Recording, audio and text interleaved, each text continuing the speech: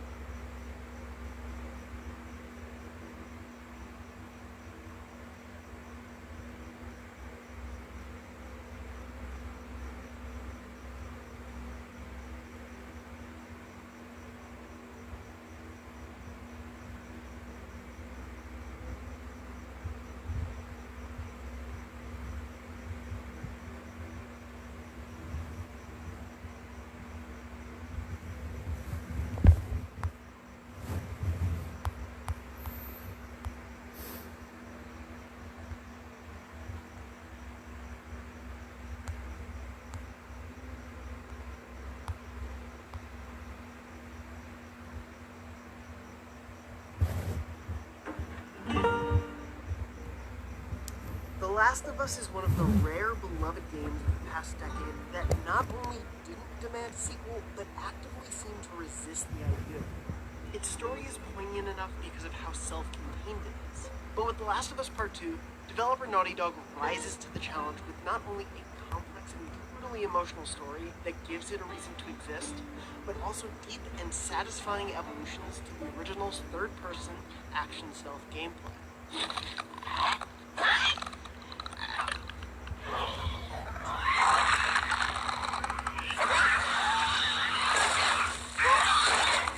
Right off the bat, I promise there will be no Part 2 spoilers in this review other than what Sony has already shown in trailers and gameplay. Part 2 starts out seemingly simple, taking place about 4 years after the end of The Last of Us and setting an older, angrier, but still immune Ellie on a quest for revenge that hones in on the cycles of violence that can plague humanity as much as any infection. As it grows into something further reaching and ambitious, it knowingly leans into and often subverts the tropes of the genre, such as guilt by association and the inevitable escalation of matching an eye for an eye. Games are often defined by giving us the power to choose what happens, but The Last of Us and Part 2 concern themselves more with a specific depiction of its characters. We're asked to take them as they are, and that leads to some of the most fully realized characters in gaming who I always empathized with, even if I didn't always agree with them. It delivers experiences that are incredibly memorable for how uncomfortable and challenging it is to be forced to act them out yourself. Actors Troy Baker and Ashley Johnson return to add so much heart, honesty, joy, and sadness to the roles as Joel and Ellie respectively. Ellie is the protagonist of Part 2, and the focus on her allows for so many funny, frustrating, vulnerable, endearing, and frightening moments. It all stays true to what the original game established while deepening my understanding of her. Baker is no less fantastic as Joel, even though Part 2 is more focused on Ellie. He sells the weariness of a man who has taken so many lives to save his own and the lives of those he cares about, and made questionable moral decisions out of love. I think I let you do this on your own. There's also a great cast of supporting characters introduced, like Shannon Woodward's instantly charming Dean. I would be remiss if I didn't mention, though, in the most spoiler-free of terms, the incredible performance by Laura Bailey. Like so many of The Last of Us's characters, calling this new character purely good or evil would be reductive. Her motivations are just as legitimate and arguably noble as Joel's or Ellie's. Most of these actions revolve around the larger conflicts between the warring groups in Seattle, where much of Part 2 takes place. The many characters you'll encounter here are one of the major ways in which Naughty Dog avoids the fatigue that set in for many with Uncharted 4's last act. Even though it's about 25 hours long, Part 2 never drags because there's always new voices to hear.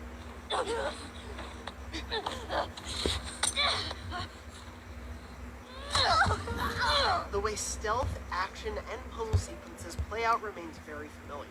That said, Part 2 has taken major steps to add variety to avoid the repetition of the first game.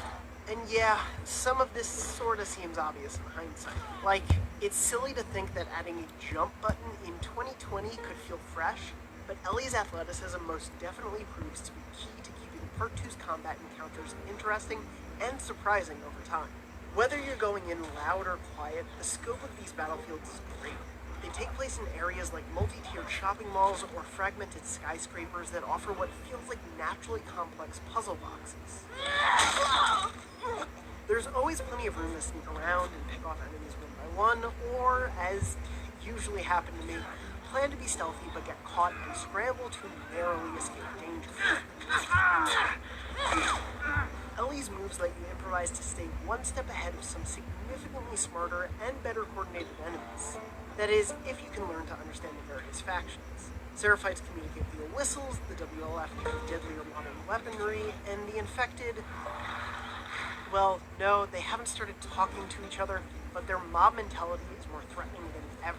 New enemies like the Shambler throw noxious spore bombs that cut off potential escape routes or obscure other enemies. The returning stalkers become even scarier than before, with smart pack mentality as they hide away from Ellie's listen mode ability. Fights with this mixture of effective enemy types led to several encounters that rival the best survival horror experiences I've had. Speaking of horror, Part 2 has some of the most brutal combat animations I've seen in any game, and it's not played for laughs. I'm not squeamish, but I did sometimes find myself choosing to be stealthy just to save myself from watching this again. Playing non-lethally is often possible but rarely easy, especially when they loose the dogs who can track your scent even when you're well hidden from humans. You've got to move or you're dead meat, and sometimes that means running for your life.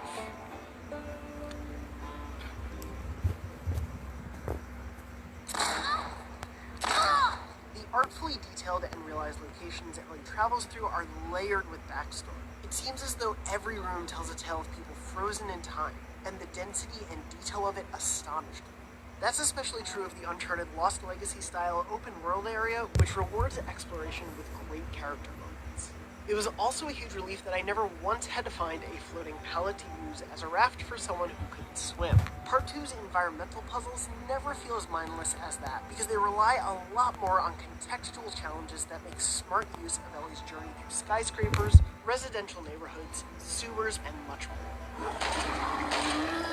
And those clever designs are dressed with some of the most beautiful environments I've seen from the PlayStation 4 generation.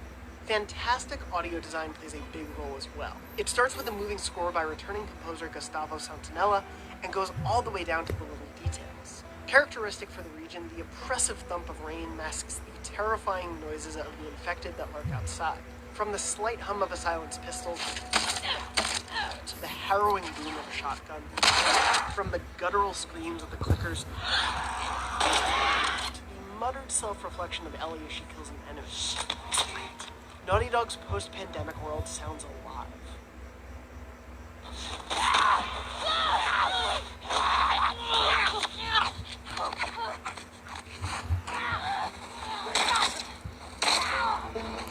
The Last of Us Part 2 is a masterpiece worthy of its predecessor. Taking strides forward in nearly every way, Ellie steps into the spotlight and carries the sequel in a manner that feels like the culmination of everything that's made Naughty Dog's blockbuster storytelling so memorable. It delivers a layered, emotionally shattering story on top of stealth and action gameplay that improves the first game's mechanics while integrating a bit more of Uncharted's greater mobility and action. But while Part 2 is a thrilling adventure, it still makes time for a stunning, nuanced exploration of the strength and fragility of the human spirit. The PlayStation 4 has one of its finest exclusives in one of the generation's best games. For more on The Last of Us Part 2, check out our original review of The Last of Us and its Left Behind expansion. And for everything else, stick with IGN. I told you. He should be terrified.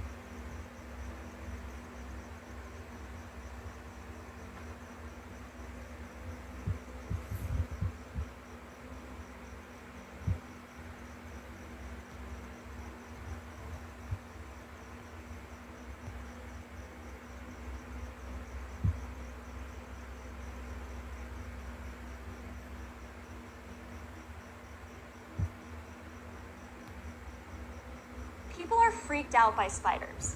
It's not just that they have so many disproportionately long legs or move erratically, it's also that they have fangs that can bite you, and they kill things way bigger than they are. Yeah, real spiders are scary. But how about a giant spider that could actually eat you? Meet the Jorogumo, taking the scary spider thing to a whole other level for centuries. Appearing as an attractive woman to lure her victims to a painful death, this giant shape-shifting spider of Japanese folklore is both beautiful and deadly, like the real-world spider that shares her name. For now, let's explore how this deadly female monster snared imagination in her web by taking a look at ancient storytelling and the mysterious world of the Japanese yokai. I'm Dr. Emily Zarka, and this is Monstrum. Broadly speaking, the word yokai refers to any weird or supernatural creature or phenomena in Japanese folklore. Yokai offer explanations for things that seem unusual or defy the known world. They are personal and cultural, shifting meaning or appearance based on who is telling the story and for what purpose. A yokai can be pretty much anything strange, from oddly moving smoke to head-eating spirits, or even a mischievous paper umbrella. The word yokai is made from two Chinese characters, kanji, that both indicate strangeness or mystery, and the word appears in Japanese texts at least as early as the 8th century. The term popped up more frequently in the mid-Edo period, but wasn't really popularized as the term for anything unexplainable until the Meiji period. A 20th century Japanese folklorist solidified its place in culture when he began using it in his academic writing. Before yokai became the common term for all things creepy, spooky, and strange in Japan, there were a whole slew of names. The name changed based on time period and cultural popularity. In the Heian period, oni referred to anything threatening, although most often that thing was a demon or ogre that had a human-like shape. During the Edo period, another word could be used to label any shape-shifting being, or any oddly formed or scary creature. So the Jorogumo falls under any of these categories, since it is a strange, threatening creature that can take on a human shape or a spider form, covering all the bases with all those legs, I guess. Jorogumo first appeared in literature in the Edo period. It is highly likely that they previously existed as part of an oral folklore tradition. The joro in Jorogumo translates to prostitute, but is also associated with the word joro, which historically referred to the women who waited on female royalty. Also known as the binding bride, horse spider, entangling bride, and harlot spider, this shape-shifting creature is unsurprisingly known for her ability to lure handsome men into her clutches by disguising herself as a beautiful woman, before using a painful venom to kill her victims slowly. In some stories, this venom gives the monster the ability to shapeshift. The Jorogumo is said to spin silk strong enough to capture a man in her web, and she can control other spiders. Illustrations sometimes show this creature as a woman with spider legs, or just as a large spider. Spiders play a central role in a lot of Japanese folklore. The earliest known surviving Japanese text depicting a monstrous spider, a picture scroll from the 14th century, includes a story about a shape-shifting earth spider that first appears to two warriors as a beautiful woman.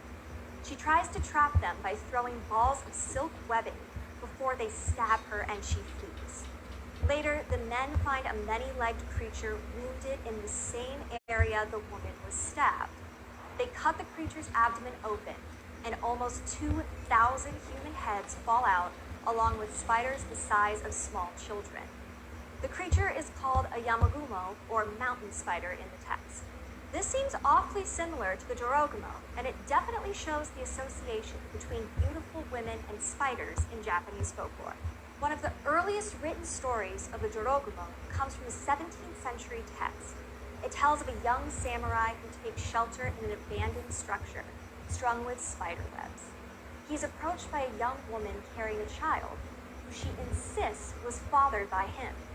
The man is instantly suspicious, since the woman was traveling alone at night in a remote place. The child goes to approach the samurai many times, but turns away each time when it sees the man's sword. Annoyed and impatient, the man slashes the woman with his blade, She flees to the rafters. The next morning, the samurai finds an attic where a giant 2-foot-long spider lays, dying from deep cuts along its back, exactly like the ones he gave the young woman. A stone grave statue of a young child is there as well. The samurai looks up and sees a horrific sight. Carcasses of all the Spider Woman's victims wrapped in her web. Another tale from an 18th century collection of ghost stories has a different twist. One hot summer day, a man, the heir of a wealthy samurai family, relaxes and sings on his porch. Suddenly, a woman, who appears to be about 50 years old, approaches him. She tells him that his singing is so beautiful, it's making her daughter fall in love with him. So much so that she wants to marry him. Curious to know if what the woman says is true, he follows her to a large mansion. Inside, he finds a beautiful woman who begs him to consider her as his bride. He declines her offer because he is in fact already wed. Both the young woman and her mother beg him to reconsider, but he remains resolute in his devotion to his wife. So he runs from the mansion, but the second he steps outside the door, it mysteriously vanishes, turning back into the bamboo surrounding his own house. His servants insist that he has been on the porch sleeping the entire time, but the man cannot believe that what he experienced was only a dream. Suddenly, he sees a female spider scuttling away. Looking around, he realizes his home is strung with numerous spider webs, even though earlier he had driven the spiders away with his pipe smoke. Then he remembered how the beautiful girl told him the older woman had also been driven away by smoking. He orders the servants to remove the webs, and fortunately for him, the Jorogumo never comes to him again. An attempted revenge via bigamy and a trick to lure a man to his death? Not all yokai are monsters, but the Jorogumo certainly is. But why spiders at all? You could argue that part of the association comes from the cultural idea that women are out to ensnare men with their physical or sexual appeal, or because of the construction of the spider web itself. Weaving, spinning, and other elements of textile production were historically areas women dominated. Silk weaving in particular was an important cultural, religious, and economic activity in Japan. Then there's the real-life Joro spider, or Jorogumo spider, a member of the Nephilia genus, commonly called a golden orb weaver in English, with their large size and unique yellow-colored silk and webs. It's unsurprising that in Japan these spiders are said to have supernatural powers. Some tales say that once these spiders reach 400 years of age, they develop magical powers and can feed on humans. They can also shapeshift into beautiful young women. Interestingly, female golden orb weaver spiders are much larger than their drab brown colored male counterparts. The females are yellow, red, and black and can be up to 4 times larger than the males of the species, reaching 3 to 4 inch wide leg spans. Their golden webs can be large enough to even trap small birds and bats.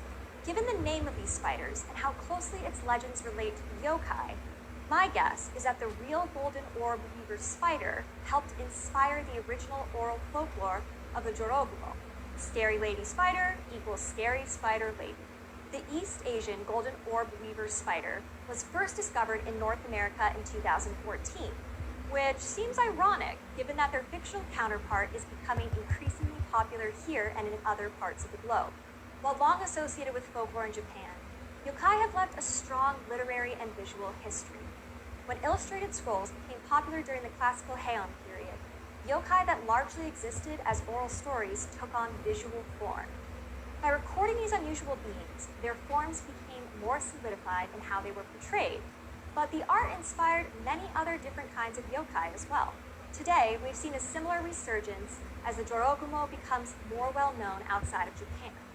The internet, in a world that's more connected than ever, made manga and anime more popular outside of Japan, and the Jorogumo pops up in both of these. I'm always fascinated by monsters that are exclusively female, and at least with the Jorogumo, there might be a good reason, a reason seemingly based on a real animal. Cultural and spiritual beliefs mixed together with the natural world weave together a story that is completely unique and absolutely terrifying. Cool. Jorogumo. The Jorogumo. Fortunately, the Jorogumo my god, Jorogumo. Okay, sick.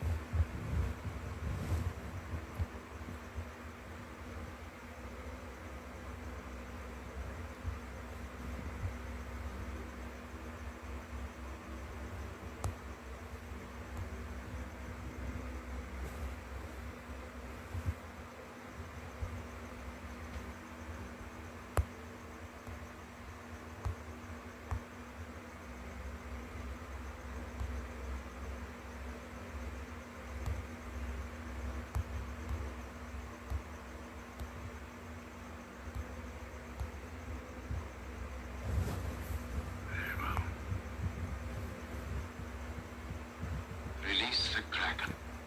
Yes, release the Kraken. Recognizable by its massive size and tentacled limbs, the Kraken is one of the most legendary and feared sea monsters of the deep. Stories of the Kraken say it could take down whole ships, grab sailors off decks, and create whirlpools, all to get humans into the water and into the monster's waiting beak. Because despite having more than half the world's species to choose from for dinner, apparently there is nothing in the ocean more delicious than humans. I'm Dr. Emily Zarka, and this is Monstra. We know less about the oceans on our own planet than we do about our solar system. And before we started going to space, sailing far away from land was just about the scariest, most uncertain trip a person could take. So much about the ocean is inherently terrifying. It's dark, vast, deep, and unpredictable. It sparks our imaginations of what could lie beyond the horizon, or what lurks beneath the waves. And that's where the Kraken comes in. Release the Kraken. The first written mention of the colossal sea beast was by King Sverre of Norway in 1180. He tells sailors to look out for a large squid-like monster that swims the coasts of Norway, Greenland, and Iceland. Since then, the Kraken has continuously appeared in literature, most famously in the works of Jules Verne, Victor Hugo, and Alfred Tennyson. It's not surprising that we first find this creature in Northern Europe, given the reliance the Nordic people had on the ocean for trade, travel, and survival.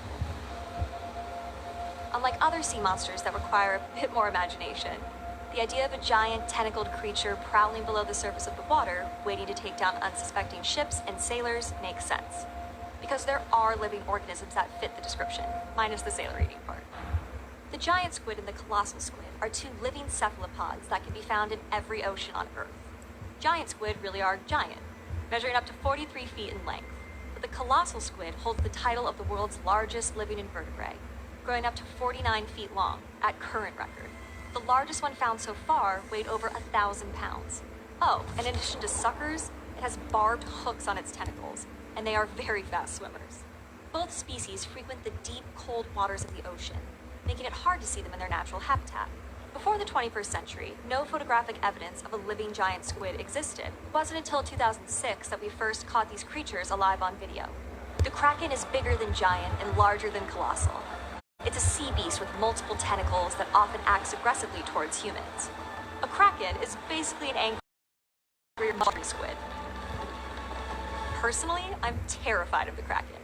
Something about those giant eyes, wiggling tentacles, and suckers just completely freaks me out. And I'm not the only one. Victor Hugo apparently hated anything with tentacles. In his 1866 novel, The Toilers of the Sea, a character has a frightening encounter with an octopus who wraps itself around his body and almost kills him.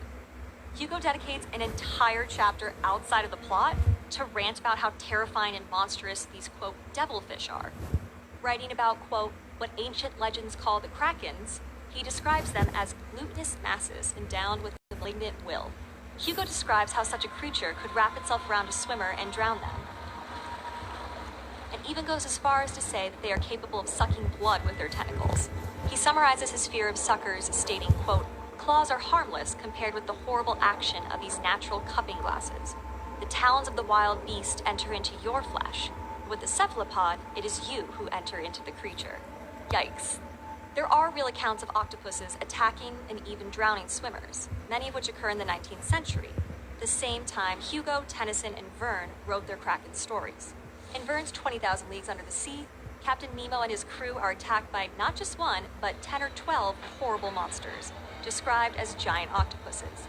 It's a bloody, inky, chaotic fight scene, with tentacles flailing everywhere and the crew defending itself with hatchets and harpoons. Tennyson's 1862 poem, The Kraken, depicts the monster as an apocalyptic force that will rise from, quote, his ancient, dreamless, uninvaded sleep one day to be seen by men and angels. The Kraken appears in nonfiction literature as well, with reports of giant squid corpses beginning in the 14th century. We have accounts of massive tentacles washing ashore and of giant squid corpses floating at sea. Sperm whales are the natural predator of giant squid, so pieces of the creature have been found in their stomachs. And of giant squid corpses floating at sea. Sperm whales are the natural predator of giant squid.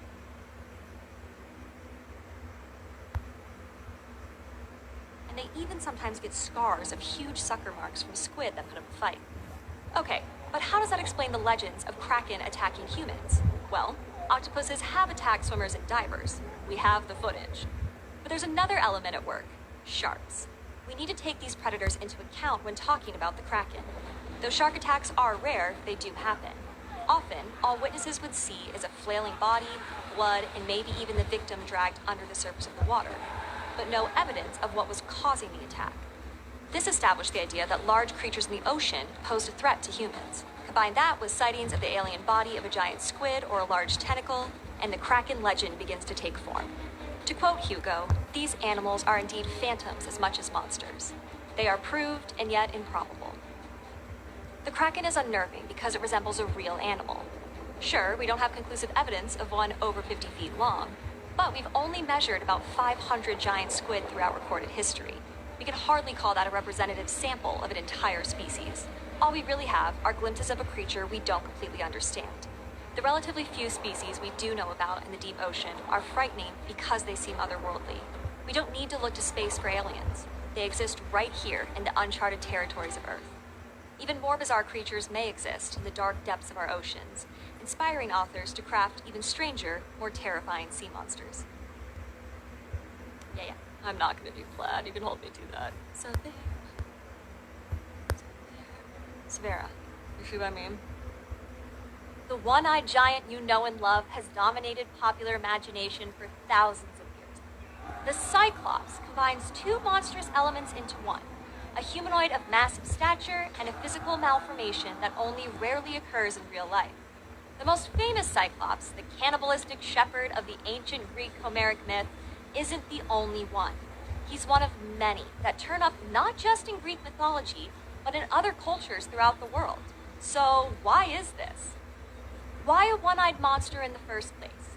Does paleontology play a part in this? To help us out, we asked our friends from Eons for some insight into the possible origins of this giant, who, did I mention, only has one eye?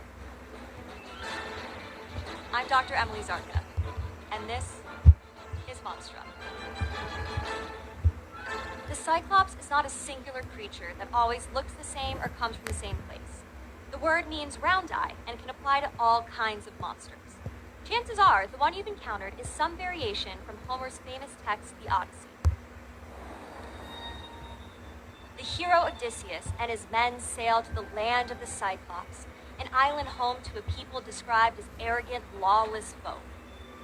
While exploring the island, they find a remote cave and see a monstrous man named Polyphemus, living apart from the others, tending to his large flock of sheep. In ancient Greece, only primeval or faraway peoples were attributed to living in caves, so those hearing this tale would know straight away that Odysseus was about to encounter something very different from the sophisticated Greeks. While Polyphemus is away, they secretly enter the monster's cave and help themselves to the giant's food while waiting for him to return. When the immense shepherd finally arrives, he seals the door with a huge stone before spotting the humans. When questioning how they arrived to his land, Odysseus lies and tells the creature their ship crashed. In a sudden wild fit of rage, Polyphemus snatches two of the men, violently throwing their bodies to the ground before cutting them limb from limb. While the others watch on in horror, he eats them raw. Odysseus and his friends are understandably horrified and begin plotting their escape while the giant sleeps. More men are eaten the next day, but Odysseus manages to sharpen a large stake from the giant's own massive club and begins to execute his master plan of getting Polyphemus drunk. With the wine in full effect, the buzzed giant asks his drinking buddy's name. Odysseus responds with Nomen, While the giant is asleep, Odysseus and 4 men hold the stake in a fire until it glows red hot. They thrust this into his eye, blinding the giant. When the other Cyclops on the island hear his cries of agony and rush to come see what's wrong, the injured Polyphemus can only say he was hurt by no man. The next morning, the now blind giant opens his cave to graze his sheep, and Odysseus and his men escape, clinging beneath the bellies of the woolly animals. As the crew sails away, with some of the giant's sheep in tow, I might add, Polyphemus hurls massive rocks at the boat when Odysseus taunts him. Legend has it, you can even see these rocks today. The unique formation of the Ferraioni of Aciprezza are called the Islands of the Cyclops. Okay, I have to say it, I just have to say it, Odysseus is actually a huge I mean, the dude goes to this guy's home, eats his cheese, steals his pets, and blinds him. He's a terrible guest to have. I wouldn't want to have him at my party.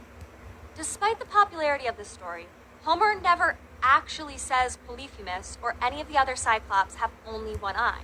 It's only assumed from other events of the story, which might be why a lot of art from ancient Greece takes some artistic liberties and shows the enormous figure with 1, 2, and even 3 eyes.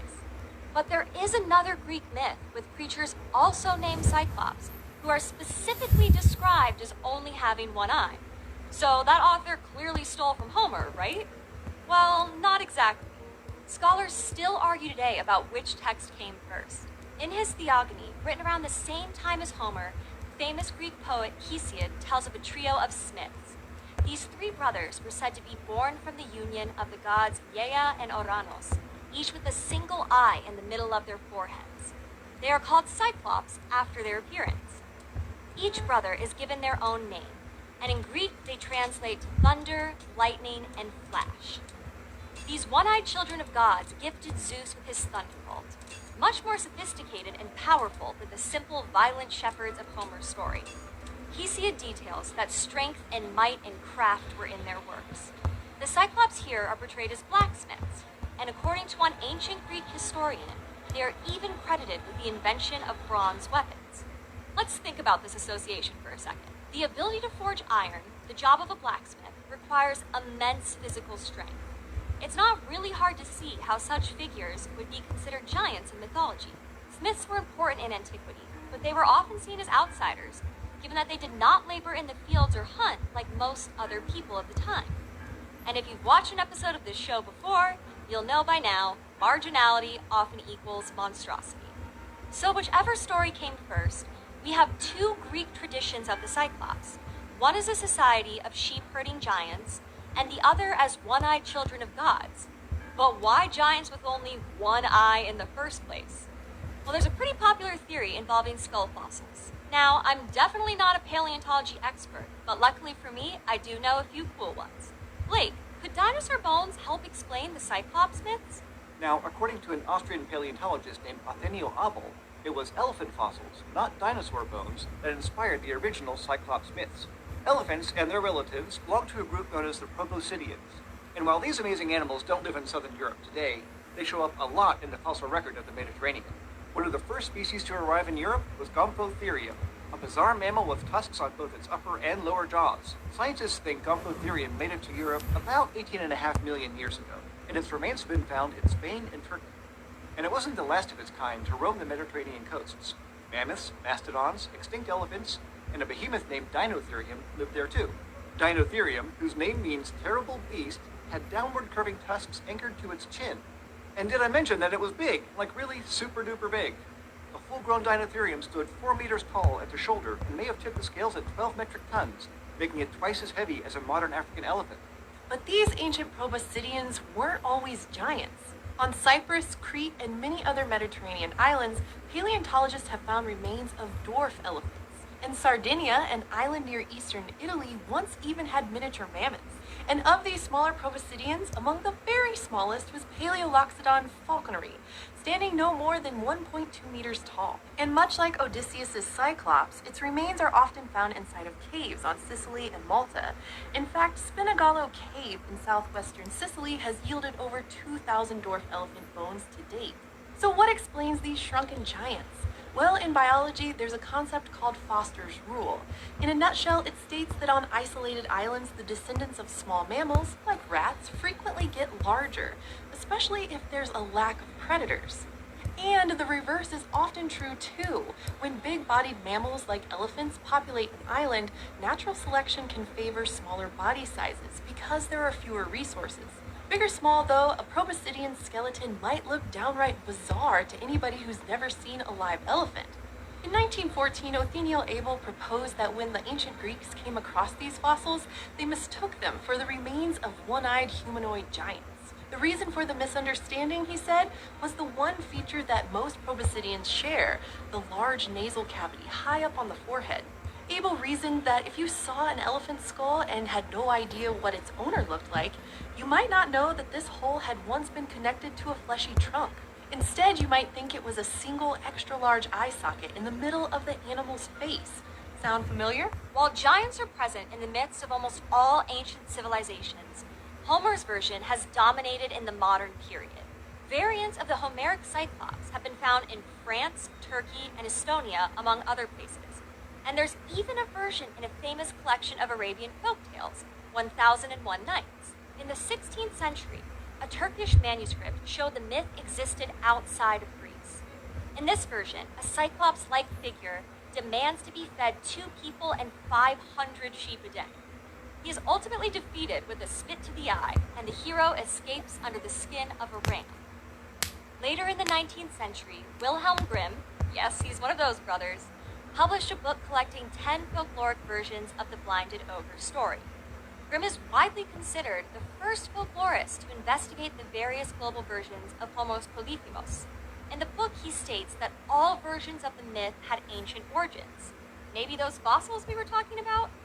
In 1904, German scholar Oskar Hackman published a collection of 221 versions of the Blinding of the Ogre myth, taken from 25 different nations. Take that, Brother Grimm. The number has only expanded since then. We still see the Greek versions of the Cyclops myth appearing in literature class and a few popular instances. Wrath of the Titans, Disney's Hercules, Percy Jackson, and Oh Brother, Where Art Thou? And today, the figure has evolved into lovable monsters, mutant aliens, and the famous X-Men character, Cyclops. You may have heard of him. Despite these examples, overall, the image of the one-eyed giant as a monster has largely faded. If you take a look at modern visual depictions of Cyclops, they aren't really scary. Even the violent cannibals of ancient mythology seem laughable now, in part because they are often shown as being oafish, gullible, and, well, easy to defeat. All you need is a simple plan and a pointy stick. That doesn't exactly inspire terror, but that doesn't mean the stories about them are any less significant. They show us how modern paleontology can sometimes help explain the beliefs of the past and give us a unique insight into ancient cultures. Hey Monstrum fans, thanks for watching. If you haven't done so yet, subscribe so you can stay up to date on all of the latest episodes. Eons is a show produced in collaboration with PBS Digital Studios, where Hank Green, Callie Moore, and Blake De Pasquino take you on a journey through the history of life on Earth. From the dawn of life in the Archean Eon, through the Mesozoic era, the so-called Age of Dinosaurs, right up to the end of the most recent Ice Age. I should have done this whole thing with an eye patch. Am I rant now? It did have the biggest red eyes. It was a 6-foot bird and massive wings. And I asked her how big the wingspan was. She said about 10 to 12 feet. Is Point Pleasant haunted? Yes, very much. I'm here in Point Pleasant, West Virginia, the little Appalachian town with a big monster history. It's home to one of America's most notorious legends, Mothman. Described as a humanoid creature with massive wings and glowing red eyes, this man with wings was first spotted in this area in the 1960s and has been a fixture of life in Point Pleasant ever since. The monster is a perfect example of iconic modern American folklore. There's even a Mothman statue in the middle of downtown. It speaks to the idea that this really is modern folklore. It came from this town, like we're staking this spot in this part of the world as Mothman. So they're really uniting Mothman and Point Pleasant and West Virginia. On December 15th, 1967, this paranormal activity culminated in a very real tragedy, the collapse of Silver Bridge. Some claimed Mothman was the cause of the accident. Others say he was actually meant to forewarn the town of the catastrophe. But how do you explain the Mothman phenomenon? Was it an elaborate hoax, or did people simply mistake something real for an imaginary creature? Or maybe it was something truly so bizarre that it just can't be easily explained. I'm Dr. Emily Zarka, and this is Monstrum. On November 12, 1966, in Clendenin, West Virginia, 5 grave diggers claimed to have seen what they describe as a man with wings gliding over their heads. Eyewitness Kenneth Duncan later said the being was gliding through the trees and was in sight for about a minute. But it was here where Mothman became a legend. I'm at the spot of what is widely believed to be the earliest officially reported Mothman sighting, what used to be the West Virginia Ordnance Works Munitions Wing, better known as the TNT area.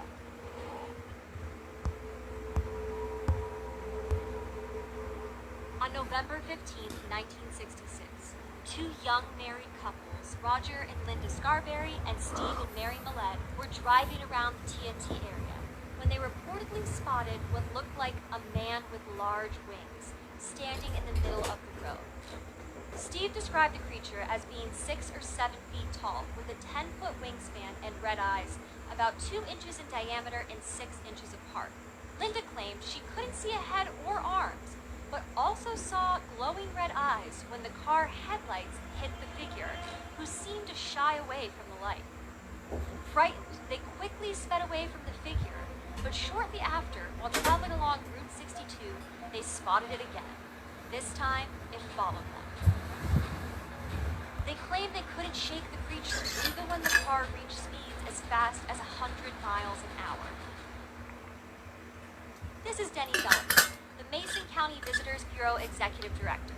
Denny has lived in the Point Pleasant, Mason County area for over 60 years. I was in the 3rd grade. My neighbors saw it, said there's a 6-foot bird with big red eyes and massive wings, chasing cars to the TNT, and in fact, it kept up with Roger Scarberry's 57 Chevy. It's right on this road. This road, as you can see, is like a drag strip, and that's what Roger Scarberry was doing out here, was drag racing. There were scratch marks on the ceiling of his car, and he was upset, he was scared. Shaken by the experience, the group drove straight to the sheriff's office to file a report around 2 a.m. that morning. Officers immediately set out to investigate.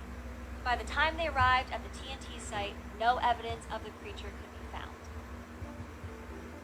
I'm here at the Point Pleasant Public Library doing some research, looking through their archives. There's a lot of stuff here that I'm super excited to explore. This is a copy of the original Point Pleasant Register of the first Mothman sighting. Wednesday, November 16th, so that would have been the morning after. Couple sees man-sized bird, creature, something. There's drawings. Scarsberry eyewitness sketch of Mothman, verified by others. One of the original eyewitnesses. Both were slightly pale and tired from lack of sleep during the night following their harrowing experience. If I hadn't seen it while by myself, I wouldn't have said anything, but there were 4 of us who saw it. They speculated that the thing was living in the vacant power plant, possibly in one of the huge boilers. There are pigeons in all the other buildings, but not in that one. This is new info. I love finding new info. This was a top secret government facility that made all these budgets for the atomic bomb. It employed all the people from the town. You would come to work here onto a bus that all the windows were blacked out of, so you could see the facility. They drove you right to where you were working, did your job, you got back on the bus, and we never saw anything. The day we dropped the bomb on Hiroshima, they closed the facility. That's it.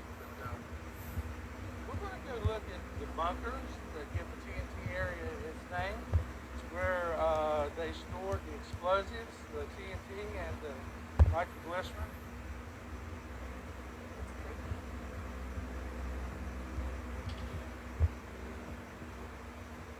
This is where they stored explosives, and when we first started bringing people out here, there were still rusted cans of gunpowder.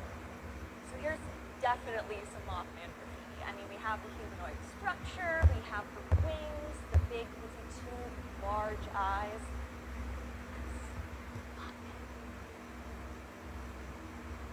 I grew up in Forest, but there's something about the abandoned building and the legends and the real history. There's a spooky vibe. I mean, it's honestly really, really creepy. We're walking into one of the buildings that used to be part of the TNT site. So we're gonna go in, we have no idea what's inside, it's pitch black. Let's see what happens. Okay, I don't know how far back it goes. Look at these cool lights. Really small, it's really dark. And I don't know what it was used for, and there's stuff everywhere. It definitely looks like it could be haunted.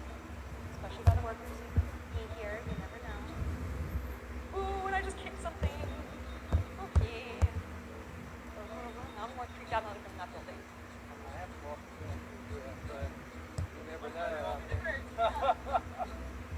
Over the following 3 days after the November 15th sighting, at least 8 more people reported similar creatures.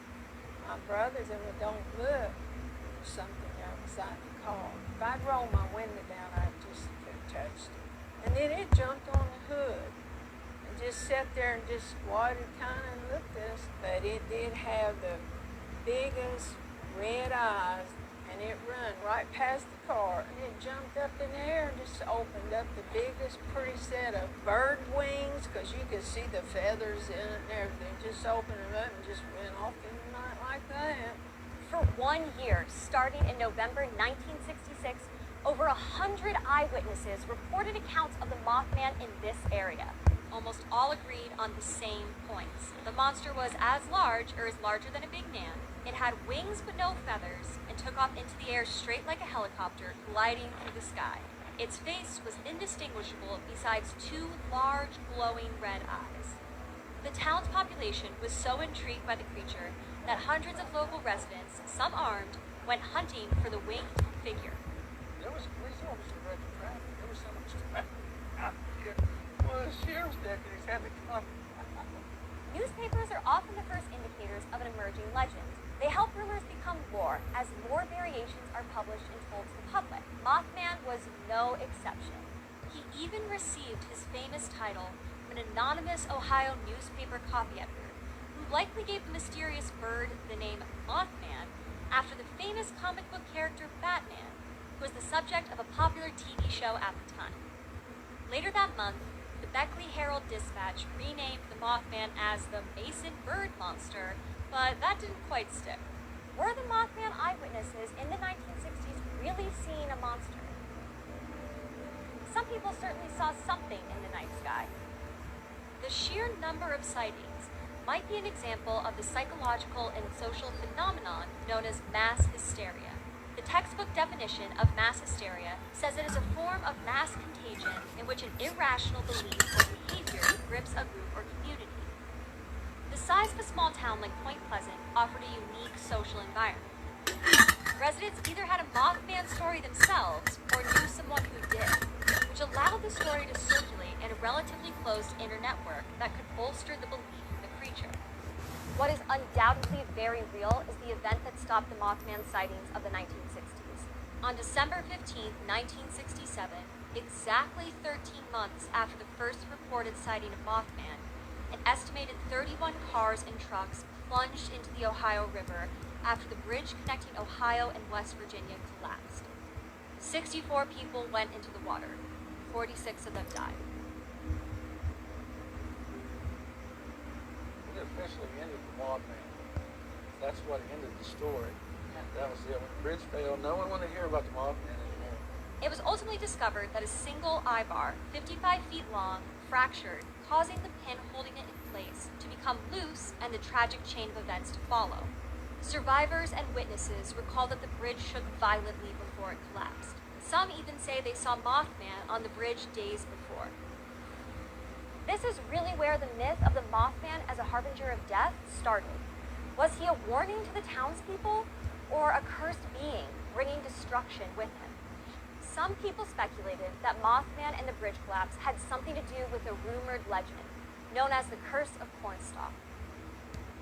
A Shawnee leader of the Allied Indigenous people, Chief Cornstalk and his men fought in the Battle of Point Pleasant against colonial troops in 1774. Local legend of Point Pleasant said that with his dying breath, Cornstalk cursed the town for 200 years. Some people even speculated that the Mothman was sent by Cornstalk himself from beyond the grave. But in 2006, it was revealed that the rumored curse of Cornstalk was nothing more than a myth. A rediscovered historical pageant play was found in an old grade school in Point Pleasant that includes Cornstalk's curse. Most likely, the playwright added it in to give the performance a little more drama.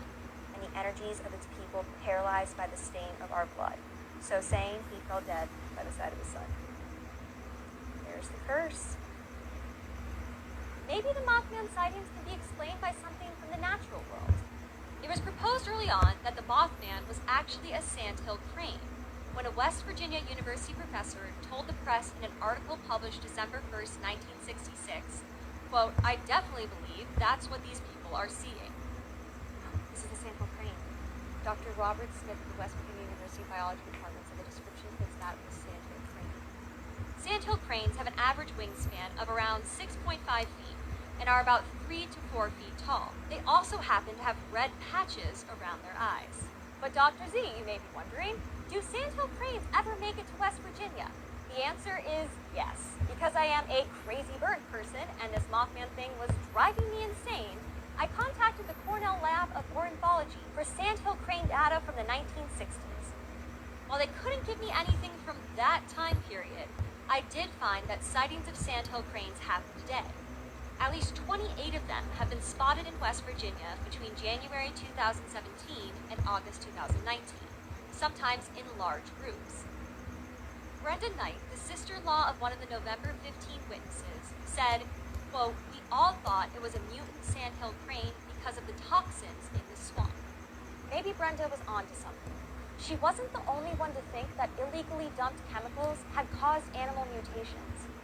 The munitions plant that gave the TNT area its name was built during World War II to produce and store explosives from 1942 to 1945. After the war, much of the land was given to the Department of Natural Resources. It became a wildlife reserve in 1966 and is now called the McClintock Wildlife Management Area. The mutation theory might have a little more validity to it than some of the other explanations. In 1981, a redwater seep was discovered in the area, which led to the realization that contamination had occurred. The red water is a result of a cold water and cellite mixture used to rinse the TNT.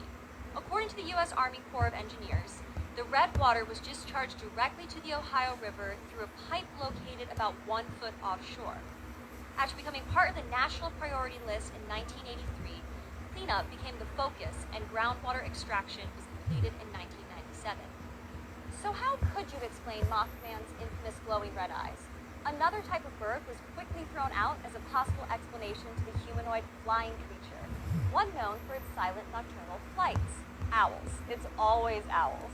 Birds' eyes appear red when a bright light is shined at them because of the vascular membrane that shows through the pigment layer of the retina, an effect referred to as eye shine.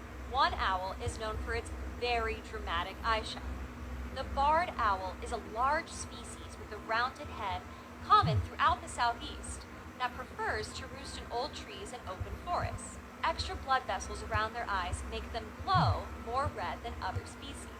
Officials at the McClintock Wildlife Management Area told the Audubon Society, who also looked at owls as an explanation for Mothman, that the area has a healthy population of the species.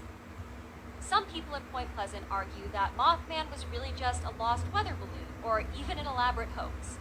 A local rumor exists alongside Mothman himself, one about a local teenage prankster who found it fun to jump out at cars driving at night in the TNT area while wearing a Halloween costume. Hoaxes like these could have happened on more than one occasion, but that doesn't really explain the Mothman phenomenon. You're probably probably wondering how we've gotten this far without mentioning the Mothman prophecies. Written by John Keel, the book and its 2002 film adaptation are the most important texts for how the legend took root outside of Point Pleasant. Keel was a journalist and paranormal investigator who went to Point Pleasant in December 1966 to explore the Mothman and other supernatural sightings in the area. He interviewed a lot of the original witnesses, and even claimed to have experience with what he calls ultra-terrestrials. I read the whole thing, and it's a doozy. Honestly, the book seems more concerned about UFOs and Men in Black than Mothman. Regardless of how factual the Mothman prophecies is, or not, the 1975 book and the movie did have one indisputable result. They made Mothman globally recognized and turned the town of Point Pleasant into a tourist destination. Quite frankly, I mean, there's only one Mothman, and there's only one person. People were really interested in that, although I wasn't, and actually the town wasn't. The town didn't believe it, although there kept on being sightings. The newspaper kept writing about it, but it was mostly tongue-in-cheek. It was all that. But frankly, still is today for most. And one time someone said, we'd like to talk to some people that don't believe in the Mothman. I said, pick anyone on Main Street. 1 year after the movie came out, they erected a statue of him on Main Street in 2003. We're dedicated to statue, and we're all kind of there, and everyone's kind of like, geez, see that? The mayor has to speak with dedication. I go over to see what's going on. I have to come back. I said, you probably ought to put a suit and tie on. I said, what's going on? I said, TBS Sunday morning. Bill Geist is out there. That's Willie Geist's father. And that's how it started. When Bill Geist showed up, I became a Mothman believer that day. And I haven't slowed down since. In 2005, a whole Mothman museum opened up. Created by Jeff Walmsley, Point Pleasant resident and local Mothman expert, it sees thousands of visitors a year. A lot of the movie props that we have here in the museum were donated, and that was kind of like the catalyst to get the museum going. The Mothman Festival was started back in 2002.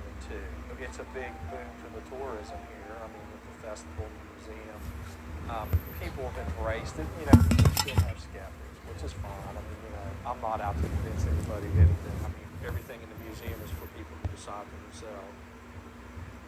They weren't sure that they really wanted the Mothman. And but the Mothman Festival grew every year. We had to. They were all coming.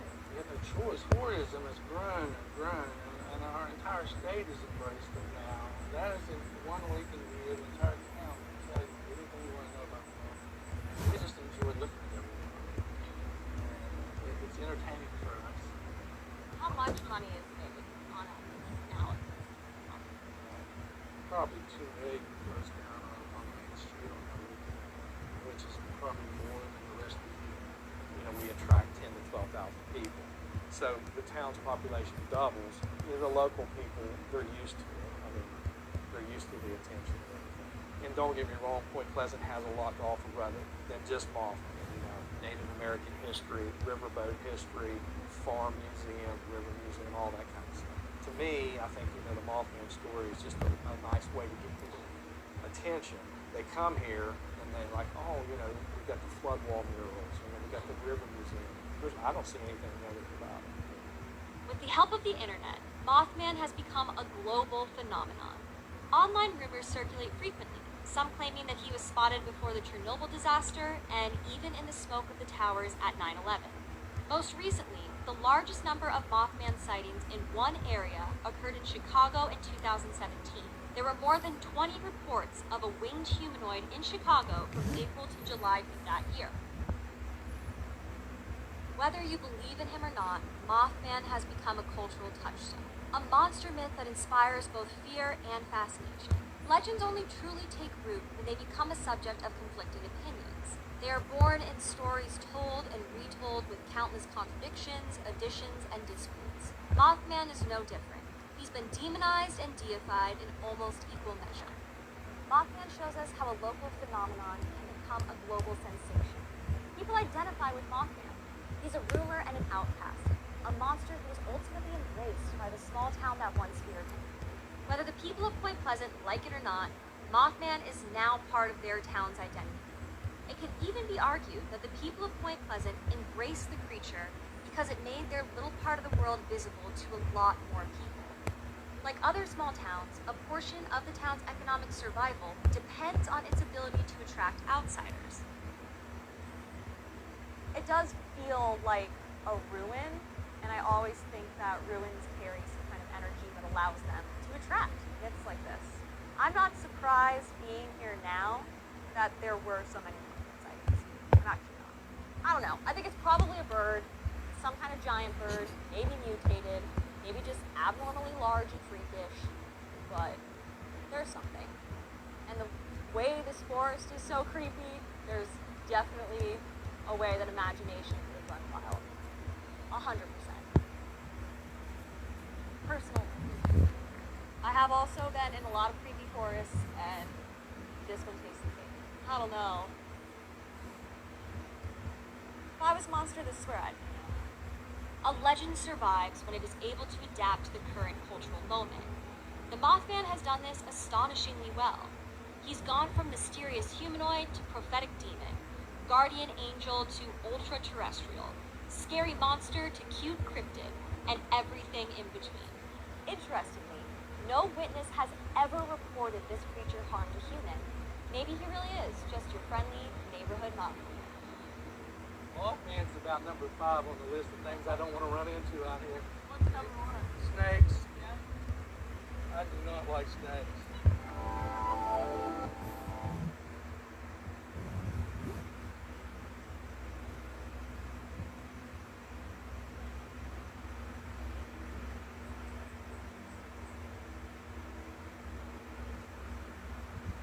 It has a long, thin tongue, the wings of a bat, and a taste for the bloody insides of sleeping victims. So gross. It's a self-segmenting vampiric female monster with dangling intestines. This thing is insane. Thank you, PBS Digital Studios. I'm finally making a show about Mononongal. I'm Dr. Emily Zimmerman, and this is Monstrum. I've been dying to do this episode since I first pitched this series. There's something so odd and obviously disturbing about this particular monster. The Mononongal is one of many types of aswang, a Filipino word meaning demon, ghoul, or witch. These demonic creatures have appeared in literature as early as 1582 in Spanish missionary texts.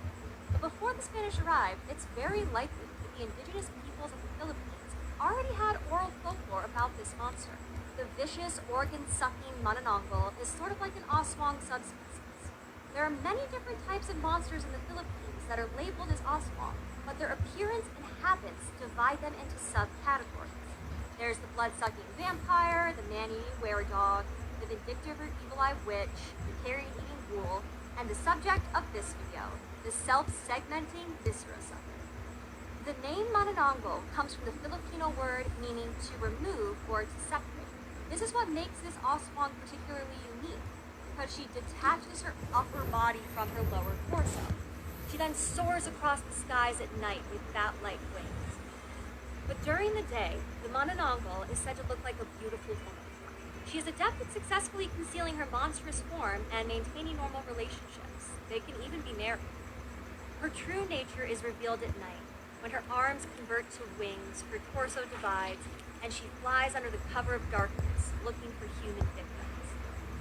She's known to use her long, thread-like tubular tongue to reach through an opening in a window or roof, entering into the victim's body through the ears, nose, mouth, or abdomen to feed on some pretty disgusting stuff, like the discarded phlegm from sick people, or entire livers, lungs, intestines, and parts of adult victims, and even fetuses. Pregnant women are rumored to be their ideal prey. Like I said, they are really gross. To prevent the monster from going back to her normal human form, one can sprinkle ashes, vinegar, spices, garlic, or salt onto her lower body stuff, which will prevent her from becoming whole again. So to conceal her identity and seamlessly return to that of a normal woman in the morning, Mononongal hides the lower half of her body while she hunts. This is very important for her to do because she will die if her upper torso cannot reattach before daybreak. Banana groves are reportedly good hiding spots. Maybe because banana trunks can look like human legs. Their creation story is just as bizarre. A woman is transformed into a manananggal if she eats a baby black chicken that has been produced from the throat of an older existing manananggal. But there is one way to cure a newly transformed manananggal, by removing the baby chick from her stomach before it matures. Supposedly, this can be done by hanging the woman upside down from a tree and beating and fumigating her, or by swinging her violently until she pukes up the bird, which both, to be honest, also seem pretty horrifying. If it's too late for all that, and you need to kill the manananggal, but you can't find its lower torso to season, there's always a good old sharp bamboo spear in the back. Some of the reasoning behind these attributes is a mystery, but I do have a few guesses.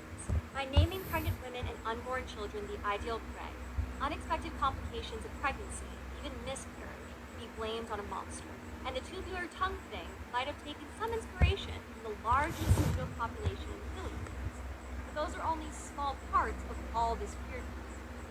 You can speculate as to why this violent female viscera sucker became more prevalent after Spanish colonization of the Philippines in 1521. Before the Spanish influence, kinship and inheritance were bilateral, with both male and female familial lines recognized. Divorce was socially acceptable and could be initiated by either party. Some women in ancient Filipino cultures also held important roles, serving as shaman priestesses, mediums, and healers. They had important duties and were involved in many ceremonies and rituals, including presiding over ancestral offerings and food and drink. As mediums, they could predict the future by reading signs in nature and also interpret dreams. Considered the keepers of historical knowledge, they would retell the myths that influenced cultural morals. Women also served as herbalists and midwives, which are valuable roles in society. But Spanish colonialism had a dramatic effect on indigenous religious practices and the roles of women in sexuality. The pre-colonial Filipino cultures didn't put a particular value on chastity for any gender, although extramarital relationships were seen as improper only for women. When the Spanish came and promoted, even enforced, Christianity, non-marital sexual relationships were increasingly discouraged, and procreation was promoted as the primary purpose for sexuality. Removing sexual, social, and religious power from the female population in indigenous communities changed how women were perceived. The midwives, herbalists, and shamans were recast as witches to discredit their influence. Enter the manananggal. Think about it. It's a female monster who threatens to eat fetuses, among other things. It's literally an exact reversal of the work associated with midwifery. You could even argue that the reason these creatures detach their upper bodies is to separate them from their sexual organs. Some scholars argue that the lingering effects of the manananggal include architectural elements. A fear of these monsters in rural areas may have led to changes in how homes were constructed, including the addition of steep pitches on the roof and strategically placed windows to discourage perching. Social habits may have been affected too. Children slept in the center of the room or between parents to protect them from the long tongue of the manananggal. Another cultural practice could have been influenced by fear of this creature, how balut is consumed. Balut is the Filipino term for fertilized duck egg that is boiled and eaten directly from the shell. No one is really sure how long balut has been consumed in the Philippines, because part of Spanish conquest included burning the writings of indigenous people. Nevertheless, there are some particular ways of eating balut that might be explained by the manananggal. A 2002 study of balut eaters revealed that although many of the respondents enjoyed eating it, they were disgusted with the idea of eating the embryo, especially if they saw the chick. Could this be why the manananggal is the ultimate taboo, because it not only eats children but the unborn? Some said that eating balut, quote, makes a person like an oswald, also known as a manananggal. Remember, manananggal and other oswalds are said to be driven away by salt and spices. Balut is commonly eaten with pepper, vinegar, and chilies, salt, or other spices, perhaps in order to unconsciously ward off the negativity they associate with the monsters that prey on the unborn. I can't help but think this connects back to how these monsters are said to be created, by swallowing a young bird. Which came first, the balut or the manananggal?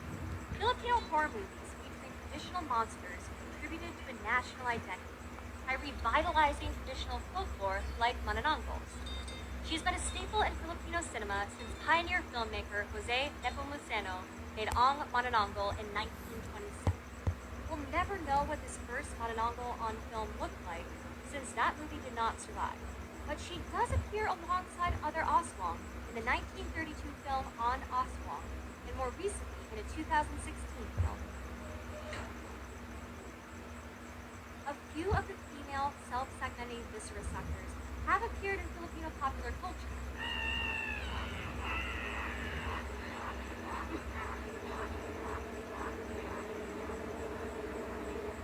But very few globally.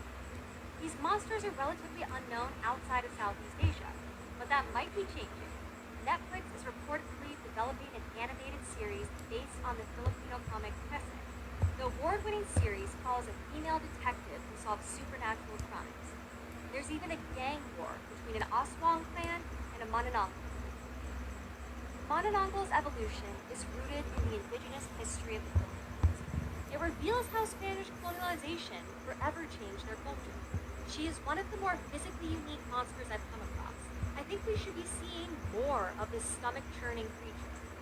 So, who wants to make a horror movie? Ha! Awesome.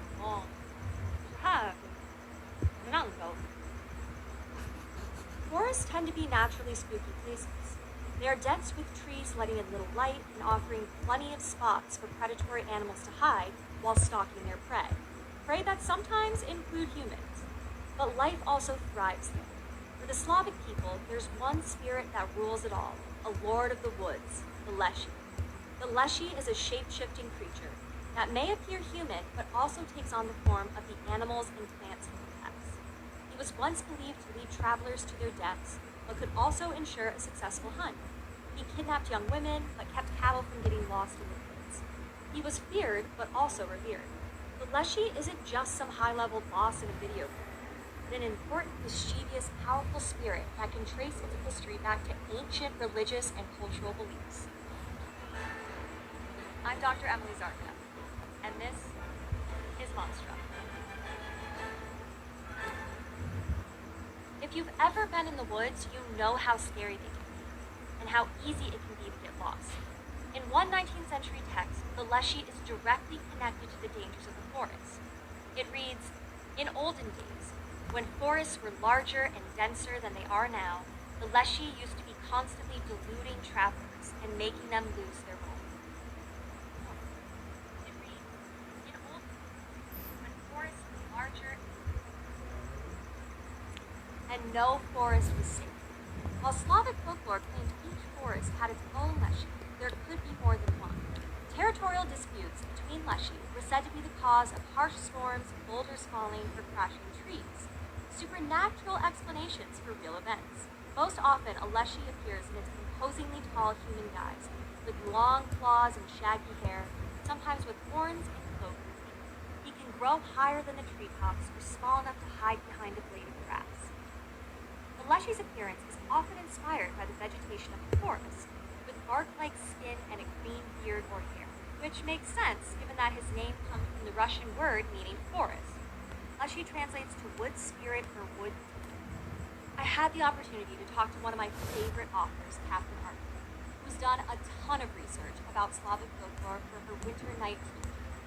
Most often appears as a Russian peasant, but with some slight oddities. He doesn't wear a belt. The left in Russian is associated with like the demonic. So he crosses his calf and left over right. He also inverts his shoes. So he wears his shoes in the wrong feet. He doesn't cast a shadow. And he carries a cudgel or a knout, like a weapon, sort of symbolizes his authority.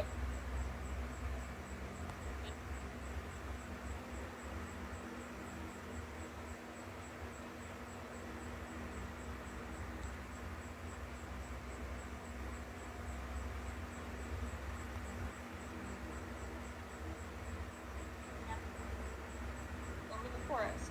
A Leshy may take on a human form and even disguise itself as someone its victim knows, but it can inadvertently reveal its true nature through small mistakes in their transformation. And since he can take the shape of anything in his domain, a Leshy may appear as anything from bears and wolves to domestic cattle, birds, a tree, even a whirlwind of leaves. a Leshy can also alter its voice. He might call out to his victims in a voice they recognize, or whistle like the wind blowing through the trees. Animal sounds, the rustle of leaves, and laughter are also part of his verbal repertoire, which he would then use to confuse and tempt victims. He was feared because he possessed the ability to lead people and animals astray, forcing them to die from exhaustion trying to find their way home, or misleading them to fall into a ravine or swamp. Leshy were said to be great gamblers, playing cards against one another and other spirit demons, frequently betting the resources of their particular woods. When huge populations of squirrels suddenly migrated across the Ural Mountains in the 19th century, some people attributed it to a Siberian Leshy driving his losses to their European kin. The Leshy received sacrifices and offerings from the people in order to secure his favor and aid in their survival. As the master and guardian of the forest, a huntsman's success, or a woodcutter's bounty, was believed to be dependent on the will of the Leshy. Even herdsmen relied on this creature. Because of this relationship, the herdsmen were seen as intermediaries between the human world and the world of the Leshy, the spirit world. You could avoid offending the Leshy by respecting the forest, not only in terms of taking resources, but in general modes of deference, like not whistling or swearing, and not intentionally harming plants. Hunting on certain festival days was also forbidden to avoid the Leshy's wrath. Laying out the traditional meal for greeting important guests, bread with salt, on a tree stump might keep you safe from the Leshy. This seems pretty minor, but it was, and in some Slavic countries still is, a very important gesture. Bread was synonymous with food. If the household didn't have it, they didn't have the resources to eat. And salt was a rare commodity, so sharing it expressed hospitality. Other protections against the Leshy included making the sign of the cross, saying a prayer or a spell, wearing clothes backwards or inside out, retracing your steps out of the forest, or making the Leshy laugh. So although Slavic folklore describes them as antagonistic towards humans by nature, you can win one over with a little respect. They can actually seem pretty reasonable in a lot of ways. Unfortunately, we can't know the exact origins of the legend, since there is no record of any Slavic mythology, which was honestly a shock to me. Many scholars agree that nothing about the original Slavic gods, creation myths, or stories of their afterlife has survived history. The earliest records of the Slavs dates back to only the 6th century. Around that time, the Slavs migrated into other territories and developed into different cultures. But one of the things they kept in common is their folklore, including stories of the Leshy. It's likely oral tradition played a huge role in this story's early creation. In fact, Slavs comes from the Proto-Slavic slogo, meaning that the people called themselves those who speak with words. However, it's speculated that the Leshy was later heavily influenced by Christianity. As Christianity spread, mingled with paganism and local folklore. And there's also sort of a Christian explanation, which says that the Leshy and other forest and healthy spirits were angels that were thrown from heaven after the war. Angels, maybe they fell to earth and became forest spirits. Or the other one is that spirits, like the Leshy, are born after the fall, and threw them away because they were ashamed and they became what was once simply a guardian of the forest became a more devilish figure. This explains some Leshy traits like the cloven hooves, which were often associated with evil deities in Christian stories.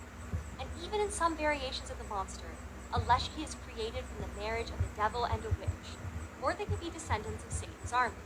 A hunter or herdsman could secure safety and success by creating a pact with the creature, an act that required renouncing Christianity. In some stories, Leshies were said to appear in military uniform, which may have been inspired by real fugitive soldiers hiding in the woods. In other cases, the Leshy is said to approach humans around a campfire, asking for food. The forest did historically serve as a place of shelter for the outliers of society. Perhaps the Leshy asking for food is an exaggeration of such individuals looking for assistance. Most of what we can study about Slavic spirits now comes from materials recorded in the 19th century, when urbanization and advances in science and education made belief in the supernatural tenuous. Nevertheless, the 1850s Russian study found that many peasants claimed to have encountered a Leshy person.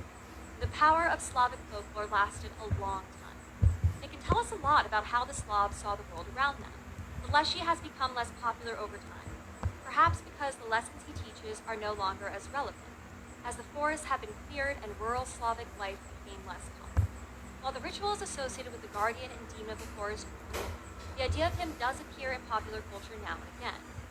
Despite what they may tell you, a Leshy is both a guardian and an avenger. Since I know you've spent some time over in Russia and you've done a lot of work with some of these, native language texts, do you still think, or have you encountered people who still believe in the Leshy? I've definitely had a resurgence in the last 20 or 30 years, which is a way of people, I think, really get in touch with their own country, their own history, their own landscape. Definitely, there's tons of superstition in Russia. It's probably the country that loves superstition the most of any place I've traveled. That can mean unmarried women can't see people, looking under ladders, perhaps giving credit to your household guardian. It's not somebody who believes in a wish, not something like that. But I think more people want the power of nature. So I think that the forest has a presence and a life and a divinity is certainly real and alive and present. Neither good nor evil, this forest-dwelling shapeshifter was scary because it could be lurking around every corner. The Leshy represents a deep respect for the forest and acknowledges the dangers humans encountered there, especially when it was largely untamed. It was something that could only be avoided with caution, awareness, and a sincere appreciation of your surroundings. The moral of the story? Be nice to nature. You never know when a giant forest spirit will come for you. Yeah, keep going, bud.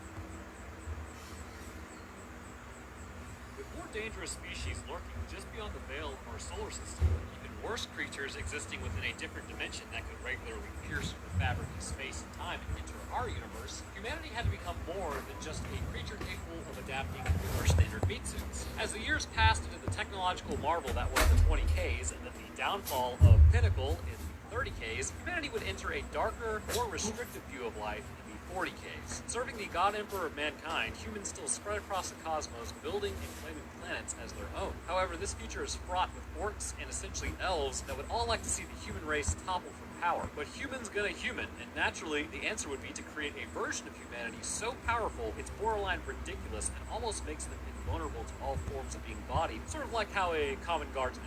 So in today's episode, we will continue discussing the Gene Scene from Warhammer 40K. And this is going to be Volume 2, so I will link Volume 1 at the top now if you would like to go watch that and get a nice opener as to what is actually happening in 40K. Because, well, this is the most OP franchise I've ever seen in my life, minus the Doomslayer, that is. But first, surprise face reveal again. Today's episode is brought to you by The Ridge. If you have a ridiculously bulky wallet like I do, that always makes your left butt cheek go numb during any sort of car trip, well, just me? Okay, well, for those of you that will admit that that's the case, The Ridge has minimalistic wallets. These things are pretty cool. They are held together by a actual elastic strap, and they are made out of carbon fiber, titanium, or aluminum. You can actually pick which one you want, and they hold essentially the cards that you need. So I went through my wallet the other day, and I had like 3 hotel cards, and I think 2 spent gift cards. Strangely enough, my license when I was 18 that I thought I had lost like 6 years ago. But I decided, you know what, it might be time to actually clear out the wallet and do something about it.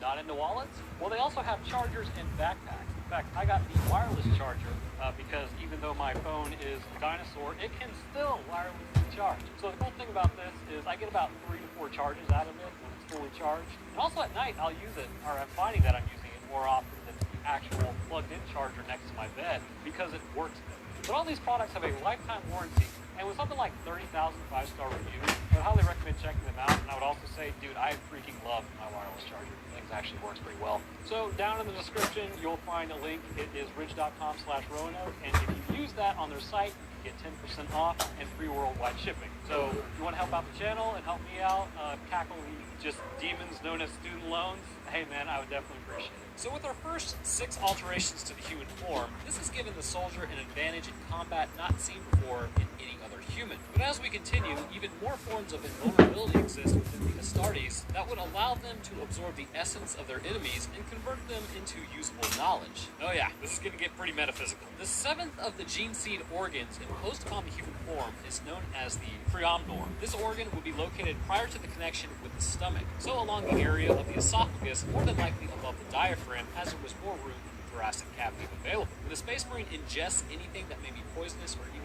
completely indigestible to the average human, they're able to either neutralize this poison by having the second stomach analyze and negate the effects of the poison. Obviously, this would be of great importance as any would-be assailant would not so easily poison a space marine, ruining years of work. On top of this, one of 2 things may happen. Should the toxin be strong enough, the space marine will clear it from the system in the form of vomit. The second option is that the toxin will be taken to another specialized gland known as the Vetcher's gland, which we will discuss a little later on, and how the space marine will use it. The stomach also offers them the ability to break down materials our bodies would not be able to. Our stomachs have a limit as to what they can do and what they can't do. Fibrous plant material, for instance, is not possible for us to break down utilizing the stomach acid that we have, but with a cow's 4 stomachs, they're able to receive nutrition from things like cellulose, along with horses and any other animals within that branch. With this second stomach, materials like this would be available for consumption, meaning that during battle, all plants are free game. That, coupled with the ability to negate toxic effects, means that the world is basically edible to these soldiers, keeping them fighting for longer. Next up, we have the augmentation that explains why some particular chapters are actually famous for consuming flesh of foes and drinking their blood as well. The homophagia, which is also known as remembrancer, is neurological in nature and related to the stomach. The homophagia is implanted directly into the spinal cord and the thoracic spine, where it is then wired to the stomach of the neophyte. These collection of nerves will branch off, run to the spine, and may even run to the cerebral cortex of the soldier. When flesh or blood is consumed by the Astartes, they will actually gain the knowledge of the consumed. Doing so can help them learn tactical information and aid them in battle further. However, how might this work? Well, it is known, or at least understood with current technology and studies conducted, that traumatic events may actually alter human DNA to a certain degree. Usually, DNA is pretty stagnant except for, mutations or invasions by viruses, but permanent changes are possible. This study is still in its infancy, and I believe it was just a few years ago that this connection was made. But with this basis, then, perhaps our bodies are much more susceptible to the outside world and its influences. If this is the case, then all DNA is possible to be changed. So, operating on this assumption, when consuming the DNA of another fallen foe, assuming that the rest of the species maintains its constant, which is DNA, then perhaps certain patterns arise within DNA, allowing the reading and understanding of knowledge through that DNA housed. Again, a little far-fetched, but regardless, the organ allows for the partial understanding and reading of this knowledge. It's not all benefits, however. Certain mutations have arisen through the years, leading to some issues, giving certain chapters an unnatural craving for flesh. And I mean, don't get me wrong, I like a good steak, but when it comes to eating long pig or an orc, I think I'd probably have to pass. Eating native creatures of a planet, however, would be quite beneficial, as this would give the Astartes survival information, as well as what this creature did before its ultimate demise. The next augmentation is why my health teacher in high school quite literally said he would write a book about all the random questions I asked about alterations to the human body. This implant is known as the multi-lung, or the imbiber. When a space marine touches down in an environment, they may or may not have great atmospheres. To counter this, the third lung is implanted into the chest cavity and will help them bring in more oxygen in oxygen-poor environments. Along with this, sphincter muscles are added that can close off the original lungs should a poison gas be dropped to the soldiers. The third lung will remain operational and filter out the poison while still taking in oxygen. Although at this point the body is running at a reduced capacity due to oxygen demands, and only one functional lung is performing the action. But this will allow the Space Marine to continue fighting in environments where normal humans would fall. The next augmentation actually relies on normal growth functions of the body, much like the hormones in Volume 1, which I talked about how the bones were grown in neophytes. This augmentation is known as the oculobe. This implant will sit at the base of the brain. Along the inner and lower portion of your brain sits the optic nerve. The optic nerve will run to the back of the eyes, and then from there run to the occipital lobe, which is located at the back of the skull. Most visual information is processed here, which gives us sight. Which also, interesting fact, everything you see is flipped, but upon the information reaching your brain, it is processed as right side up. Sometimes with migraines, your brain isn't able to process this incoming information correctly due to inflammation, and the image will be interpreted how it is seen, meaning that people will see upside down if the migraine is bad enough, which honestly, that sounds completely horrifying. But enough of that. This particular organ is responsible for the front end of this information collection. Utilizing the optic nerve as a sort of conduit for information, which is really what its purpose is, it will interpret this and make adjustments accordingly to the eye. In your eye, you have the retina, which senses incoming light information and then relays it. Moving closer to the retina, you would find it's actually made up of cones and rods. Rods are responsible for allowing us to have some night vision, albeit it's not that great, but it does allow us to see in low light environments. Cones allow us to see in colors and are typically associated with brighter light. And again, rods are more numerous and more sensitive to light, but you cannot see color, just as sort of a side note. With this organ operating in the eyes, the Space Marine can increase the amount of cones and rods at will. This would allow them to see with better acuity during the day, well beyond what a human is capable of, and also give them much better night vision at night, or when they're underground, or when the sun blows up, or really anything. But they can increase the amount of rods in their eyes in response to darkened environments. The next alteration is one that if you've ever experienced tinnitus or vertigo, you know very well how debilitating it can be should it happen, and why it's an absolute liability should you be hit with this during combat. Lyman's ear completely replaces the original ear of a neophyte and will absolutely negate the ability to cause dizziness and motion sickness in the Space Marine. Dizziness and motion sickness come from the inner portions of the ear known as the vestibular system. These collection of canals sense movement and report to the brain as far as what you are experiencing. Should this be in conflict with the eyes and what they are currently reporting, this can cause you to become extremely unbalanced or feel sick. With Lyman's ear, presumably this would be a complete removal as organics fail. Instead, this new organ will report to the brain and subsequently give it information on positioning at all times and maintain the correct placement and location in space. Due to this, no misinformation will ever be reported, meaning the Space Marine will never experience what other soldiers may. This would be invaluable, as after taking anything like a blast or a concussive hit, this can shake up the vestibular tubes and knock a person off balance, leaving them exposed. But this is not something that altered humans have to worry about, meaning that they can continue to fight. And on top of this, they are not affected by the shaky spacecraft or violent changes in G-force, so to say I envy them is kind of an understatement. The Susan membrane is also referred to as the hibernator, and this is the 12th augmentation. I know I really haven't been keeping track of those numbers, but now you know where we stand and where we have yet to go. This particular organ is actually one that is implanted into your standard man to become a neophyte. Placed in the cranium of this person, it will eventually merge with the cerebrum and become part of the naturally occurring architecture of the neural network. However, it will require chemical therapy to actually activate this organ. This is a limiting technique, as should you fail or run away from the process or the program, the organ you have received will do nothing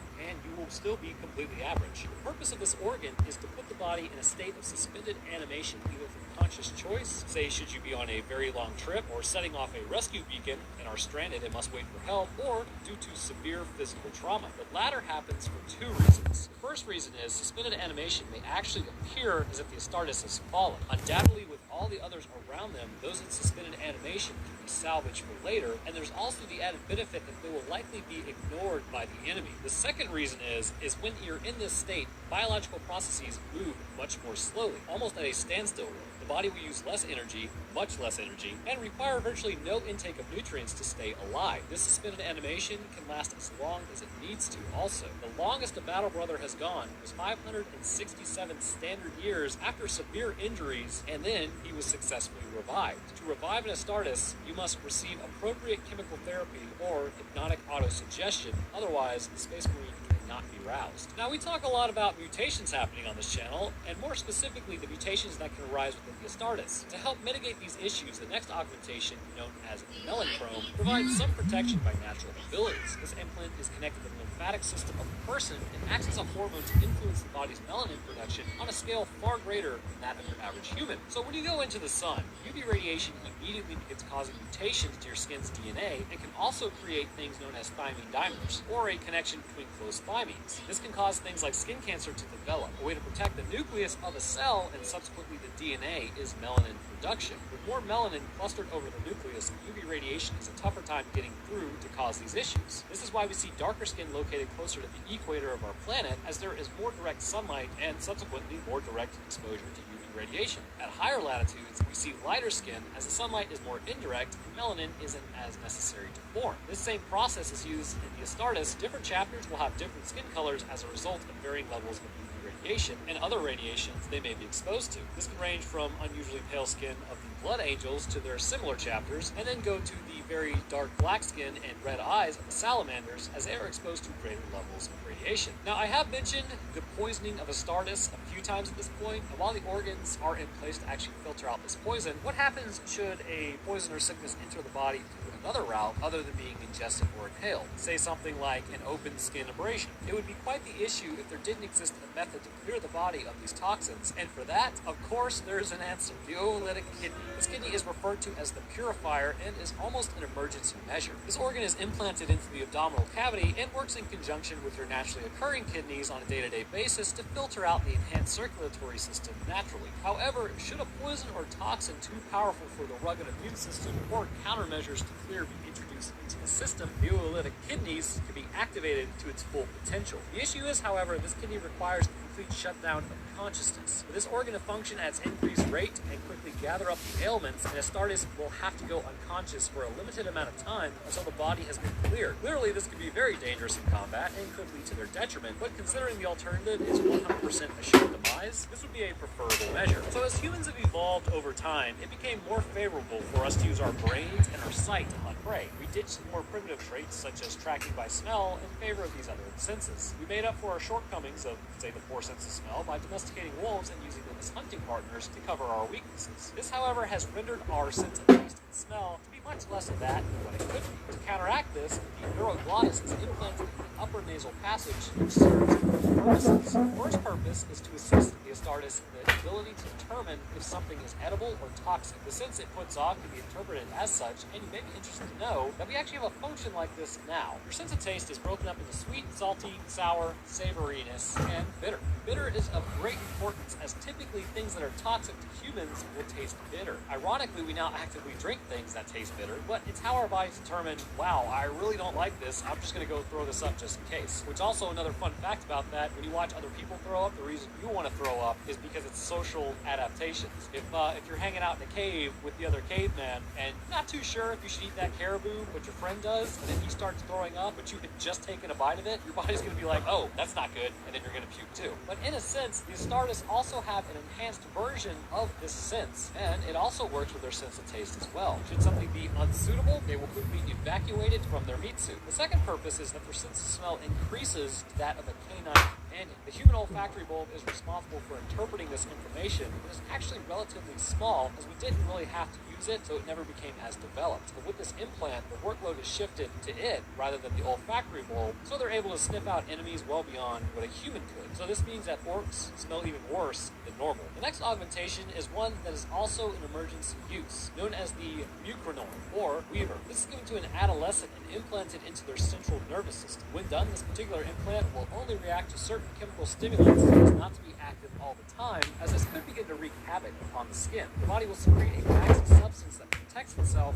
during periods of suspended animation. Not only would this help maintain the moisture levels internally for the long haul, but it's also so potent it can actually protect soldiers from the perils of a vacuum of space. So by natural logic, you can also keep them safe in deeply frigid environments. This substance would be imperative to many altered, as without it, going into suspended animation would only allow them to survive as long as the moisture levels were maintained, which by evaporation would be extremely difficult on a hot planet, or should they be mortally wounded on a freezing planet, this can help them stave off frostbite so they do not end up losing limbs in the process. The next organ, and I told you we would return back to it, acting as an enhanced version of our own salivary glands, this gland is known as Becher's gland. Believe it or not, saliva is actually the first stage of digestion. Mildly acidic, it will coat the food and begin breaking it down, at least for some of the easier components, as well as lubricating it as it heads towards the esophagus. In the Astartes, it's turned up to 11. 2 of these glands are implanted into the mouth, either inside the lower lip, the salivary glands themselves, or in the hard palate. With these 2 glands working together, they can produce extremely corrosive acid that can help break down cellulose in terms of digestion, or as a last result,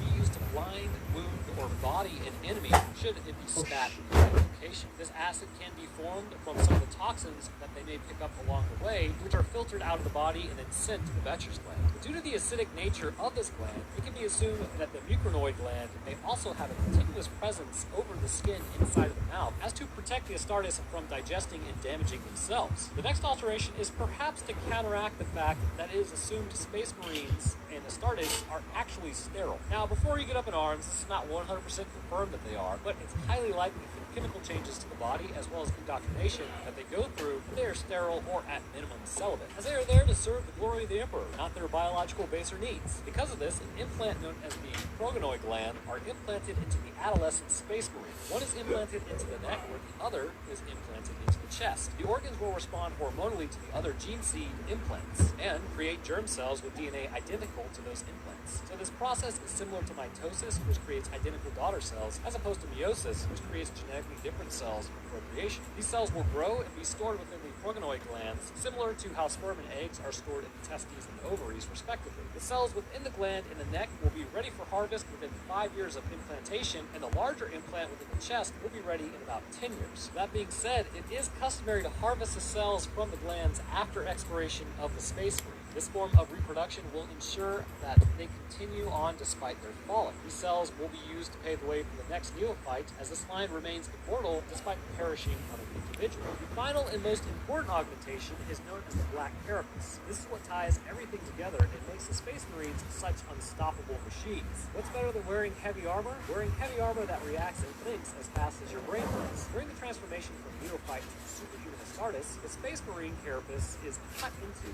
black organic fibrous material that's implanted directly through the skin. This material will invade the Space Marine's body, leaking up to the central nervous system. It's there it would more than likely be drawn to the electrical activity taking place, and upon reaching it, will develop pathways onto the CNS to begin relaying information. The suit has the ability to connect to these fibers after a few hours once they're hardened. And here's what separates specifically the Space Marines from others. The power armor they wear contains the machine spirit, or AI, which interfaces with the human brain. Upon doing so, the suit will move as they do, react as they do, and bolster itself accordingly. This provides greater protection and more abilities to the individual wearing. It should be noted, however, that this connection is not required to be powerful. Others already wear armor such as the Sisters of Battle and some Inquisitors, but because their central nervous system is not linked, they are slower and more cumbersome, as well as less effective at protection than specifically the Space Marines. With these augmentations wrapped up, I think now is the perfect time to tell you that I do plan on going into excruciating detail in each augmentation in its own video. How it's implanted, what are the effects, how the body responds, and what's the ultimate outcome, because medically, these are pretty fascinating. So that's going to do it for me, guys. I hope everyone enjoyed Volume 2. If you did, leaving a like would help, and also would be pretty bro of you, and something is a great way to stay up to date on when I post. I'll drop my Twitter, Discord, Patreon, and second channel links if anybody's interested in that, and I swear I will be posting a video here soon on that second channel. I just need to start waking up at 5 every day to get it done. And speaking of patrons, though, I would like to thank mine. Of course, we have the absolute unit, It's Not a Spoon, holding down the astronaut tier. Thank you for your continued support, my dude. Next up, our scientists are Freedom Units 44, Skilt, and Trey Lindenall. Huge thank you to you as well, guys. And to the rest of my patrons, you are greatly appreciated. Your help goes a lot further than you might actually know. Alright, so that does it for me. I hope everyone enjoyed, and I will see y'all in the next one.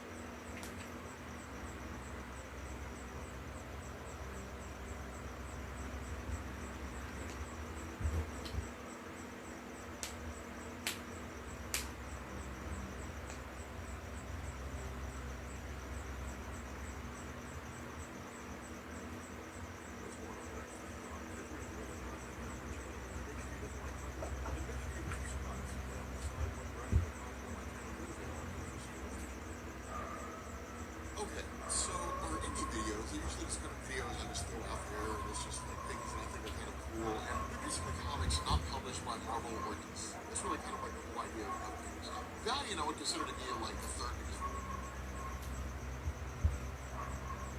I'm not sure in terms of shared continuity. I mean, overall, Image is bigger, but Image does not have a shared continuity. You're never going to see Spawn crossover with East of West, which is kind of disappointing because that would be really, really interesting to see. I think it actually would be really kind of cool. But the fact remains here that there are a line of comics about the aliens, the xenomorphs. And it's actually really cool. I was kind of thinking about this with regards to Alien Covenant coming out, which I'm really, really excited about. But the funny thing about this is that these comics basically treat everything after James Cameron's Aliens to be non-existent, which is what we all pretty much know. So, because of that, it's kind of weird. In this story, you have Hicks and you have Newt. But the problem is they reference Hicks as Wilkes and they reference Newt as Billy.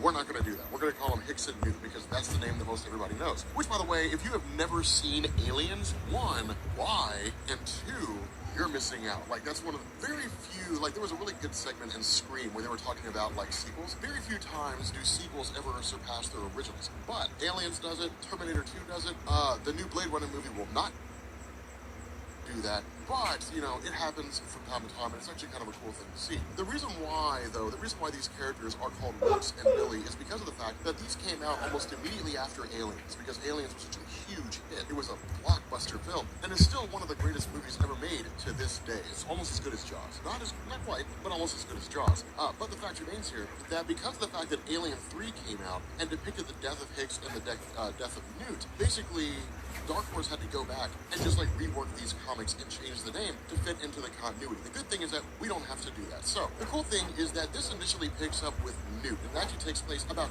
10 years after the events of Aliens. And what we end up finding out here is that Newt is basically in a mental institution. She's in an asylum. Now, we're not told explicitly why right off the bat. All we're really told is that she's basically confined here because she couldn't cope with her life, really with the things that were going on around her. Now, in terms of what she was having a hard time coping with, this is the opening salvo of this story. Newt is basically suffering from night terrors. And what I mean by that is she's talking to her psychiatrist. She basically talks about a dream she has. And the dream takes place on LV-426, of course, the planet where Aliens 2 took place. But what she does is she basically tells us a story about her and a couple of her friends who were camping. This is kind of cool because it shows us how things work in relation to the whole alien mythos, in a far-flung future in excess of the year 2100. But it's basically this idea that things that we do, like camping, stuff like that, are long since gone. That there aren't really like fireplaces and things like that, or there aren't really like campfires or anything. Instead, everything's just really technologically advanced. And so the little tidbits of what we consider to be, advanced life now are considered to be archaic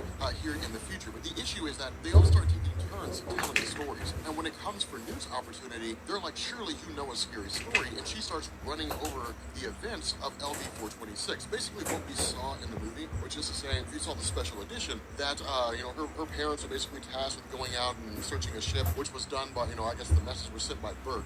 And the result was that her father was basically attached by a face hugger, and the infestation spread throughout the entire compound. But in the midst of this whole dream, what ends up happening is her friends basically begin succumbing to an infestation, which is to say, aliens start bursting out of their chests. And of course, what this does is it basically sets the stage for showing that her character is suffering from issues time and time again, suffering from problems over and over and over again. And of course, this leads to her more or less wandering the halls, it leads to her sleepwalking, and in this instance, she was caught beating on a wall in the middle of her night terrors. And so because of this, this really begins to shift over to Hicks himself, and Hicks suffers the same fate. He suffers from nightmares. The difference here is that Hicks has the ability to sort of overcome these, or at least handle them a little bit better than Newt ever did. And the reason why is because of the fact that, remember, with the character of Newt, she was essentially suffering from all these major issues. I mean, she was a little kid that basically experienced this heinous series of events. But for Hicks, he was a colonial marine. All he knew was conflict and death, and so he was able to adapt to these nightmares better than Newt was. Now, at this point, we switch over to a ship, to a vessel called the SS Dutton. And the Dutton is basically a ship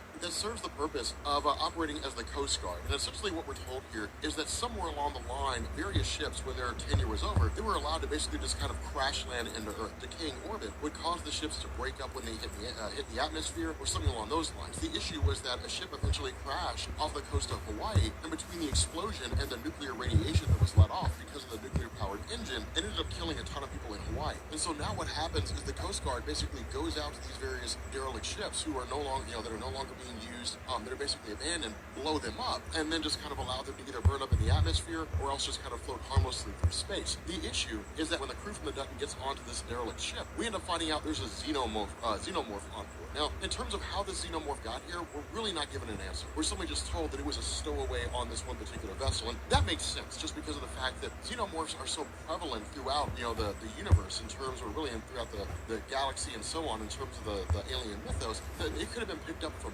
anywhere. And so because of that, all these guys on the Dutton are killed, and that's really the end of them. And so what we end up finding out is that all of this has been observed by the government, and what they end up doing is they basically reach out to Hicks. And the reason why is because of the fact that where he had been considered a crazy person before, there's now merit to his argument that there are a group of aliens out there that are basically able to survive in space. They're immune to almost all conventional weapons, save for fire and high-powered rounds. And the result is that the government now wants to harness one of these specimens. So, but where the plot begins to thicken is when we pick up with a guy by the name of Salvage. Now, this guy is basically a religious fanatic. He's a guy who works for a company called Biotech National or something along those lines. Bionational Technology, I think is what it is. But basically, this was another company in addition to the government. And Bionational Tech basically wanted to grab a xenomorph specimen for themselves and then use it for their own ends. The issue with this is that Salvage used to work for Bionational. But as a guy who was basically preview to these different, xenomorphs, these different aliens, he began to develop an obsession himself. But in his mind, it wasn't about harnessing a xenomorph and using it for biowarfare. Instead, it was viewing the xenomorph as like a messiah.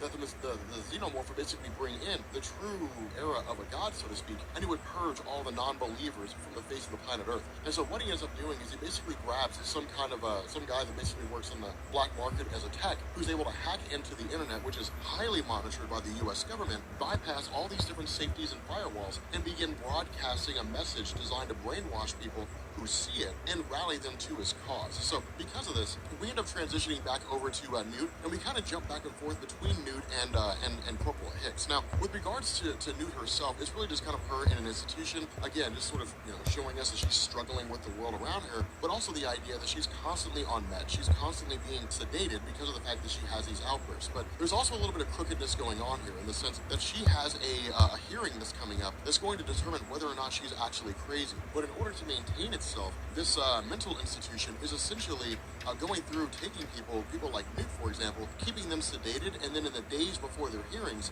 basically lobotomizing them, saying, hey, look, we had no other choice. She was beyond hope. We did everything we could, but it just didn't work out. And even going so far as to cook the books in order to make it look like there was never an instance where she showed any signs of improvement. So again, it's really this idea that we're going to be seeing a much darker side of the story, and that Newt herself is going to be, or at least it's presumed, that she's going to be lobotomized. Now, in terms of Hicks himself, we get for the most part a bit of a refresher that's going on here in terms of how he functions and what he does and different things like that. We basically join him when he's picking up with a guy by the name of Colonel Stevens and a guy named Honora, I think it's, or Honora. Is how you pronounce it. But regardless, it's really just kind of rehashing things that we've already seen with regards to his character. So we basically get like a rundown of the events of Aliens, but we're also shown a little bit of what his life was like before Aliens, which is to say that he had a sterling reputation as a Marine in terms of carrying out the various missions without error, leading his group, or his platoon, I think it's called, leading them into combat situations, ensuring people got out alive. The problem is that after the events of LD-426, his life took a drastic turn. He couldn't cope with life as it existed around him, with everything kind of following it. Not only that, the people that he knew thought he was basically tainted because of the events on LD-426, that the xenomorphs had somehow contaminated him. And so because of that, they would basically avoid him, or else others would taunt him, which would lead to like bar fights and different things like that. And so because of this, we actually end up having Hicks going to visit Newt. And the funny thing about this is that Dark Horse kind of teases the idea that there's a romance between the two of them. Now, there's actually not. It's really more of like a father-daughter relationship, more so than anything else. But in a lot of ways, she's the only person that really understands where he's coming from. Now, this brings into sharp relief the one question that I'm sure a lot of you have been asking. Where is Ellen Ripley? Ellen Ripley is not in this story. And Ellen Ripley's fate is never given to us. We never find out what happens to her. She's only referenced once, and somebody talks about, says the girl, and well, you know what happened to her, and that's it. That's all we get. Now, she will make a return, but for the sake of this story, it was designed to focus only on Corporal Hicks and Newt. Now, what we end up finding out here is that with the two of them talking and basically reconciling, that they're essentially struggling with everything that's going on. They're not quite able to grasp the gravity of their situation in terms of, how far they've fallen. That is to say, the nightmares they have, the terrible experiences they have, but the fact that they're both trying to function at the same time and trying to keep their lives going. Now, at this point, we jump to the introduction of a guy named Massey. And those are really kind of like the main guys in this story. There's Salvage, there's Massey, there's Hicks, and there's Newt. Newt is kind of an aside character. She'll be just there until we end up getting towards the end of the story. But Massey is a guy who is, he's a sociopath. He's crazy as hell. But he ended up killing his parents when he was a kid.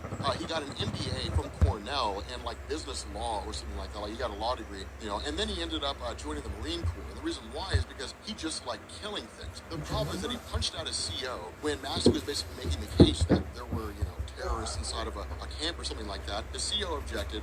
Massey knocked out his CO and then went through and killed 85 men, women, and children. And so because of that, where he normally would have been court-martialed, BioNational actually bought out the tribunal and then hired Massey so that he'd be considered not guilty. And then they basically hired him on. And the reason for this is because BioNational is chasing the government. Where the government basically grabs Hicks and says, hey, look, we want you to fund an expedition where you are going to go to the xenomorph homeworld and you are going to basically bring a xenomorph specimen back here. BioNational already has a specimen. And we'll actually find out what specimen they end up having. But BioNational already has a xenomorph. Their goal is to keep the government from being involved in the whole biotech weapons race so that they can in turn sell what they have to the government. So again, it's basically corporate sabotage is really what they're going for. But in the midst of this, we end up finding out that Hicks had basically hacked into the Fieldcrest home for the mentally insane and was monitoring the various conversations and live feeds regarding Newt. And what we end up finding out here from Hicks' perspective is that they're going to lobotomize Newt, take away her ability to feel or understand anything, and she's going to be a shell of herself. And so in a last-ditch effort, Hicks breaks in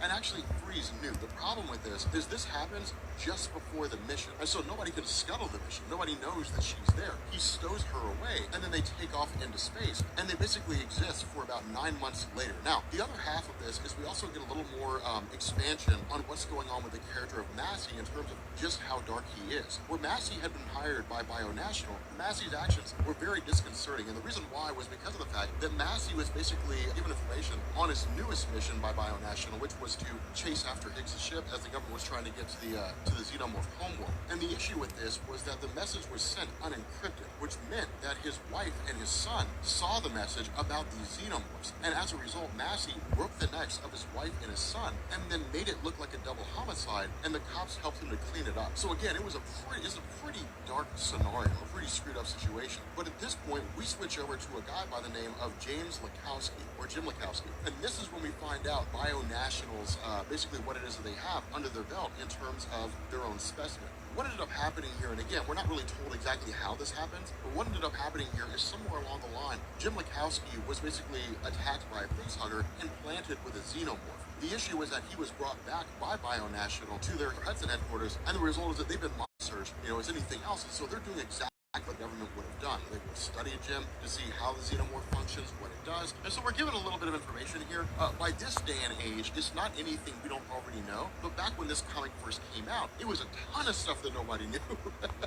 Nobody knew about the gestation process of the xenomorphs. All we really knew is whatever came out with the special edition of Alien, where we actually found out that the original life cycle of the xenomorph was going to be that they were basically eggs, and the eggs were going to release facehuggers that would attach to people.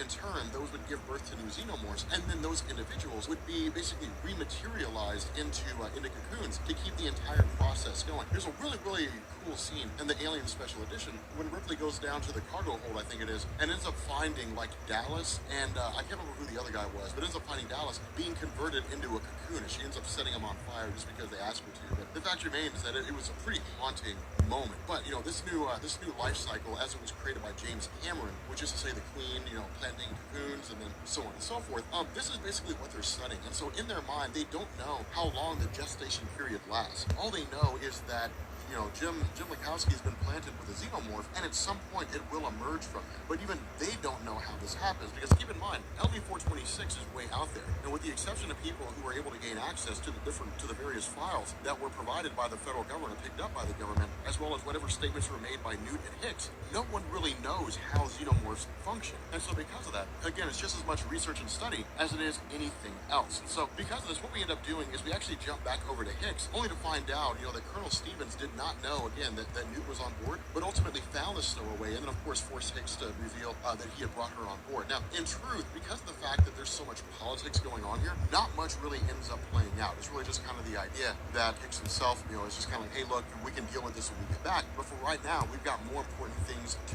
deal with. But in the midst of all this, someone, and we don't know who, is going through and killing people on the ship, effectively sabotaging them. And so again, it's creating all kinds of different and crazy situations. But jumping back over to Jim Likowski, the moment whereby the xenomorph begins to emerge, what he ends up doing is grabbing the gun from one of the guards and then shooting other guards and then making his escape, going back to really his wife, it seems to be, telling her, of course, that he loves her, and then being recaptured. Now, the way this is written is actually a little confusing in the sense that we don't know if this was all in his head, or we don't know if it actually happened. And that's kind of the issue here, because he's basically taken by one of the guys, and then he suddenly just jumps back to the table where the xenomorph is getting ready to break out, and it's basically a repeat of what we saw before. Now, one of the issues with the way this was written back in 1989 is it wasn't written supremely well, and so because of that, there were a few issues here and there in terms of linking things up. For example, we jump over to another section and another event that's taking place with Hicks, but we don't really know that it's them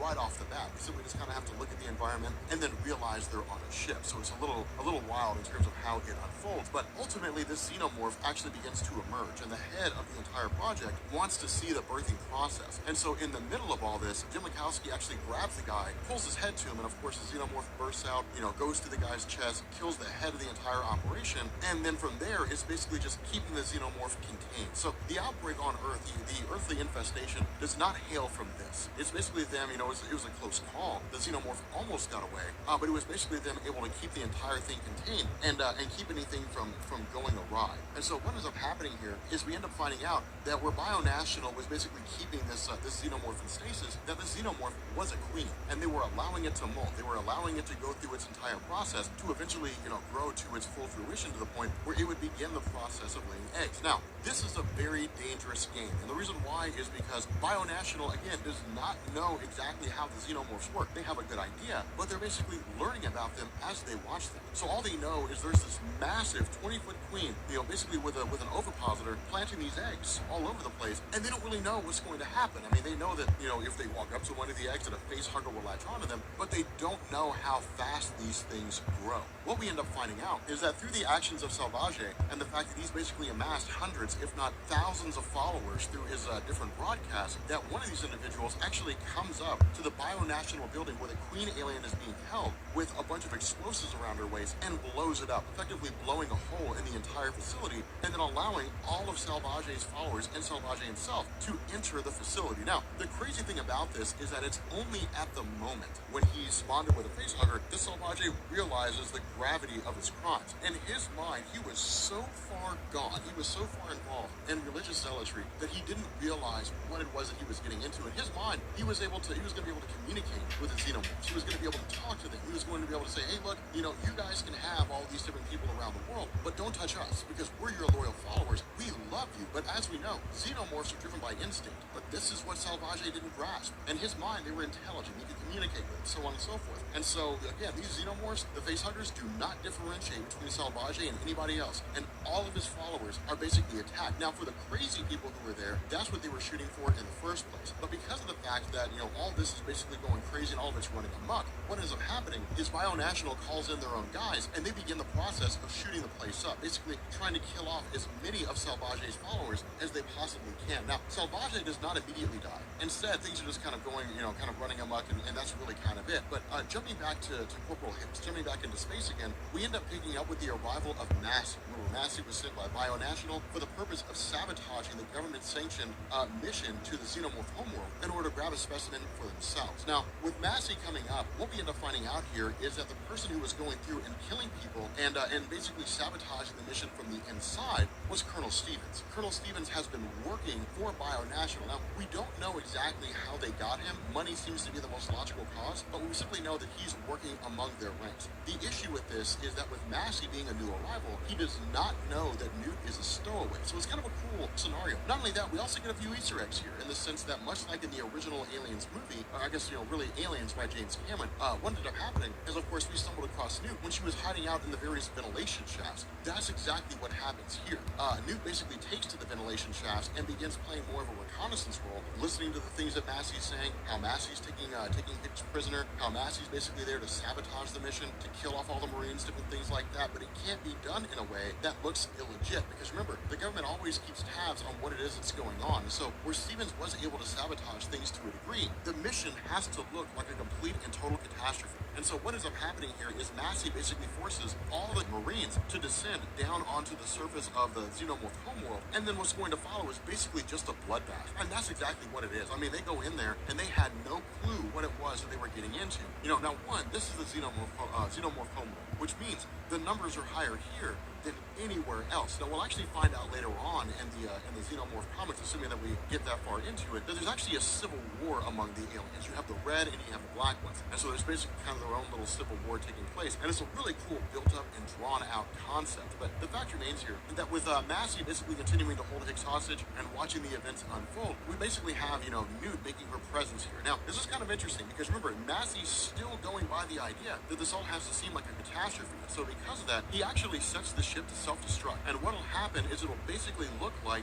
Hicks and all those guys went to the Xenomorph homeworld. Xenomorphs basically overran them, and in a last-ditch effort to ensure the Xenomorphs wouldn't get back to Earth, that they scuttled the mission and blew up the ship. And so again, it's kind of an interesting way for the events to play out. But Newt basically ends up killing Massey. But then at this point, this basically kind of recalling everybody back and trying to get out of there as best they can. The problem is that multiple people aren't really able to make it out on their own. Now the crazy thing about this is that Newt herself had actually fallen in love with a guy by the name of Bueller. And what that did is it created a source of contention between Hicks and Newt in the sense that, again, Hicks looked at her very much as like looked at her like a daughter. And so because of that, it was like seeing his own daughter basically moving on and having a relationship, different things like that. Now, I wouldn't deny that there was some measure of attraction between Hicks and Newt, even if only on the side of Hicks. But the fact remains here that Bueller had basically shown Newt that there was a better way besides the cold nature that she'd experienced so far in terms of, how brutally she was treated when she was at the mental institution, the fact that she was having nightmares all the time. He represented a better life. The problem is that while he was one of the individuals who had gone down to the surface during the whole Xenomorph attack, we end up finding out that Bueller is actually an android, that he's not a human. And so again, it's kind of crazy that we get these cool little just sudden drops, these kind of crazy moments. Not only that, we end up finding out that most of the guys that were alongside Massey were androids. Now, this is very, very smart, and it's actually really cool. Androids, despite the fact that within the alien mythos, they can be programmed really to ensure that they never harm a person or that a person is never harmed. They can be reprogrammed. They can be reprogrammed to serve whatever purpose they're programmed for. And so Massey most likely, or really Bionational, most likely had them set up to follow Massey's orders without question. And so, of course, when he basically sent all of them down to the surface alongside the Marines, it basically served the purpose of the Marines being bait. And so it ended up to end up with the Marines all being executed, and then the entire thing, really kind of coming to a close. The problem is that the story begins to get a little crazy, get a little wonky, once we end up with the arrival of one of the space jockeys. Now, keep in mind, this is long before Prometheus, and Prometheus actually changed a lot of the stuff that was here. When this story first came out, there was no Prometheus. All we knew is that there was just the space jockey in the first Alien movie when they got inside the ship, and that was it. We didn't know anything else. And so because of that, this space jockey basically demonstrates telepathic abilities. And what it does is it communicates directly with Newt, and it both reads her mind and feeds her information at the same time. And what it basically tells her is that the iconic space jockey, the one that we think of when we think of the first Alien, was the friend of this existing space jockey, more or less. And so this jockey basically showed up on the Xenomorph homeworld out of revenge more so than anything else. And so because of that, where this jockey is able to kill, a lot of these Xenomorphs with the greatest of ease, really showing no difficulty whatsoever, we end up picking up with Newt and Hicks essentially just bailing out of the planet, taking off, heading back to Earth, and then we transition back over to Earth itself. And what we find out is that about a year after these events have taken place, again, because of the fact that it takes a little over a year to get from Earth over to the Xenomorph homeworld, during this time when Newt and Hicks are basically making their return trip, we we end up finding out that some of these individuals who were infected by the xenomorphs basically survived the entire, massacre by Bionational. And so the result was that the xenomorph infestation began to spread throughout the world, that various people began experiencing xenomorphs kind of exploding out of them. We end up having, of course, Salvage, who survives on a plane, indicating that we're going to see a xenomorph outbreak on this plane. We end up having, various instances where queen aliens begin to manifest, where they begin to grow. So the Earth has multiple queens. And then, of course, we have the government trying to crack down on everything by killing anybody who's infected and killing every xenomorph where they can. But at the end of the day, it doesn't matter because they grow so rapidly and they grow so fast that there's almost no way to stop the entire infestation process. And so what happens is the story essentially ends on the idea that Hicks and Newt are going to return to Earth, only to find out that where they left one massive problem, one massive mission failure going to the xenomorph homeworld, they're going to come back to Earth and find that the entire Earth has been infected with xenomorphs. But with that being said, guys, if you are new here to Comments Explain, you guys enjoyed this video, make sure you drop a like, make sure you hit the sub button to become a member of the Rob Corps, and let me know if you guys want to see more xenomorph stuff like this, because it's really cool, and it's really interesting in terms of how it all unfolds and what all happens. But anyway, guys, we're going to go ahead and bring this video to an end, and I will catch you all later. Peace.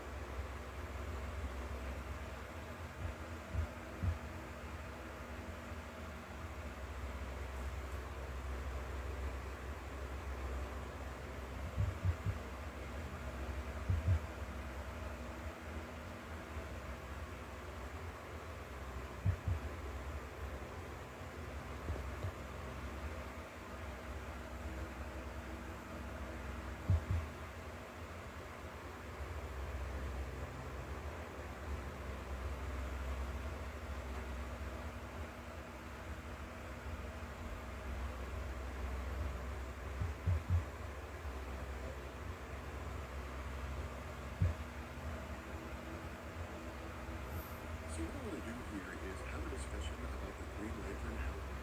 What's going on, guys? This is Mark. And if you're enjoying the content here on my channel, make sure you hit the like button and make sure you hit subscribe so you can help decide what direction the content on my channel goes in the foreseeable future.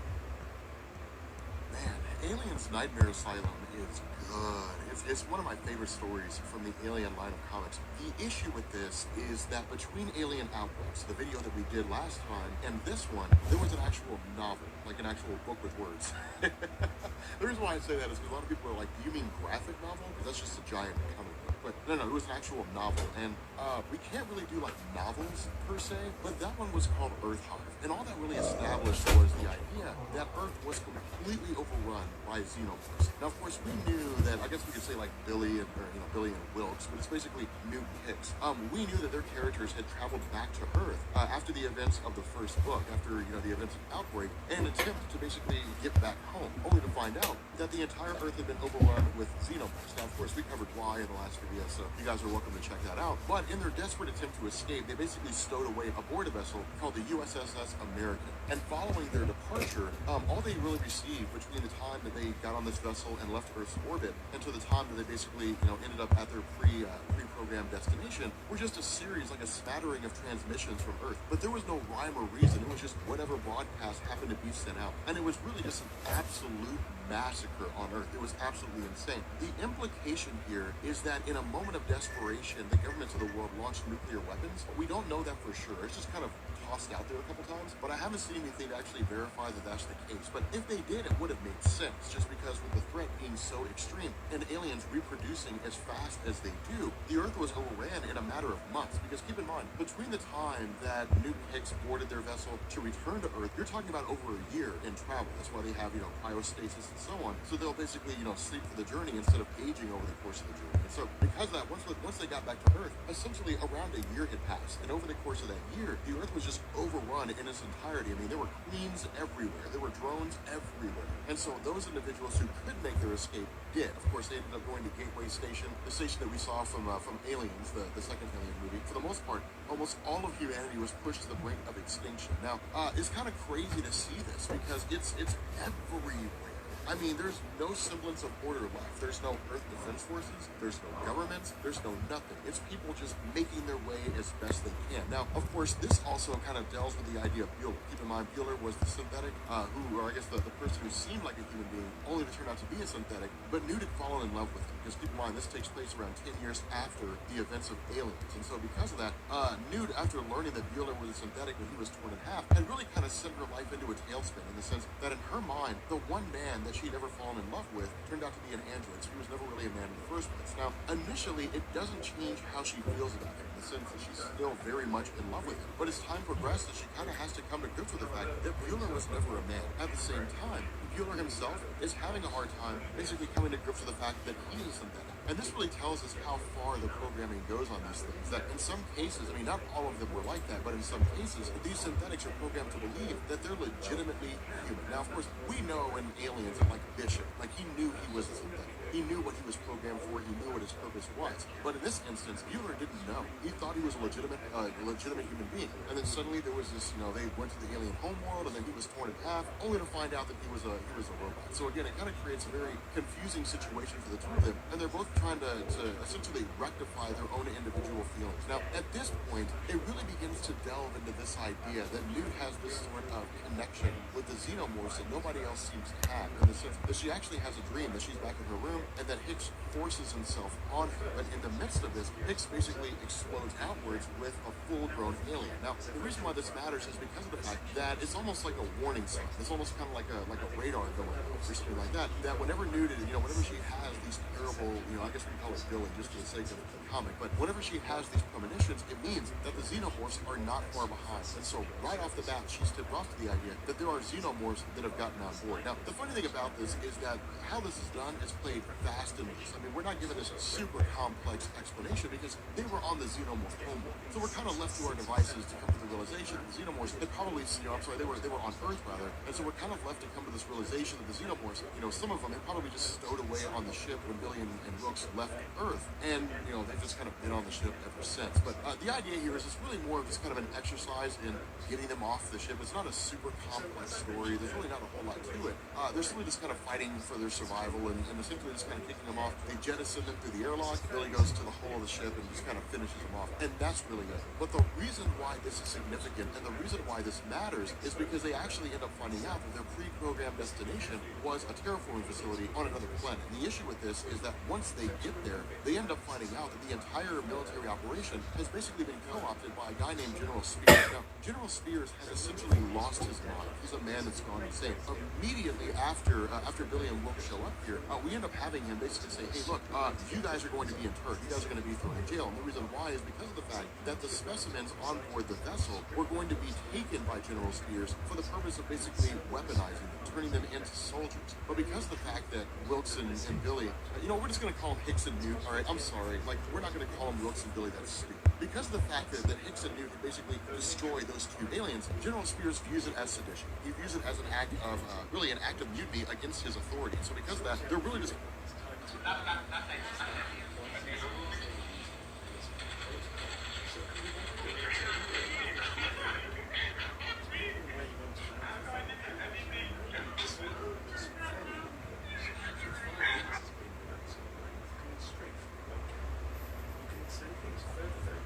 stasis, and they're going to be used for the purposes of breeding, in the sense that Spears is going to intend to implant them with aliens and allow it to kind of go free. Now, we won't really find out the full lengths of what he did in order to get to where he is now. We won't find out about that for the next little bit. But at this point, we basically switch over to a guy named Powell. Now, Powell is as close to a second in command as a person can get to General Spears, just because of the fact that he views himself as absolute leader and everybody else under his authority, which is true to a degree, but there are no other ranks below General Spears in terms of how he views himself. Everybody is effectively a private. Everybody's effectively just a soldier doing their job. But the other idea here is that, again, the facility of Spears is just monitoring all these transmissions. But what Powell says is that because Spears has basically lost his mind, there are those who are loyal to him and there are those who are not. And what this is going to do is it's going to lead to a revolution. Now, what this does is it basically leads to a handful of other guys who are intending to launch this campaign for the purpose of essentially trying to take out General Spears. Now, the way they intend to do this is by traveling to the terraforming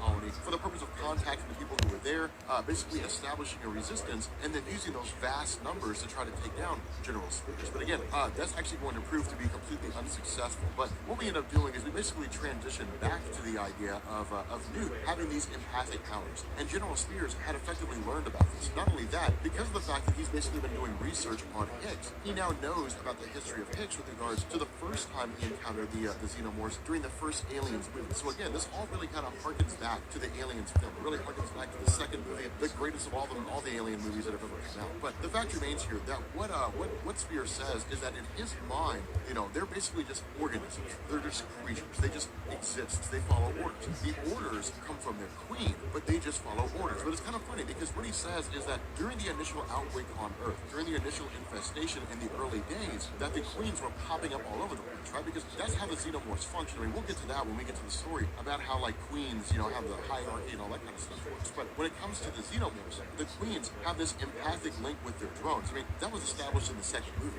Like, that was established with the idea when Ripley goes stumbling into the hive of the queen, only to look around and just be like, oh, crap, there's eggs everywhere. Like, when the queen basically told her drones to stand off, that was when the empathic link was established. And so what Spears says is on Earth, they picked up with the exact same thing. They realized that the queen is the one that issues orders. So conquering the drones means conquering the queen. And conquering the queen means forcing her to understand that Spears is the one that has control. That he'll kill her drones if she refuses to follow his orders. Now, we'll see the lengths he goes to make that happen, but it's basically this idea that Spears is trying to find a way to turn the xenomorphs into soldiers so he can send them back to Earth and retake the planet. Now, on the surface, it seems like it's an idea that has merit, right? Like, if the xenomorphs have taken over Earth, then use xenomorphs to take the Earth back. The problem with this is that it's a stupid idea.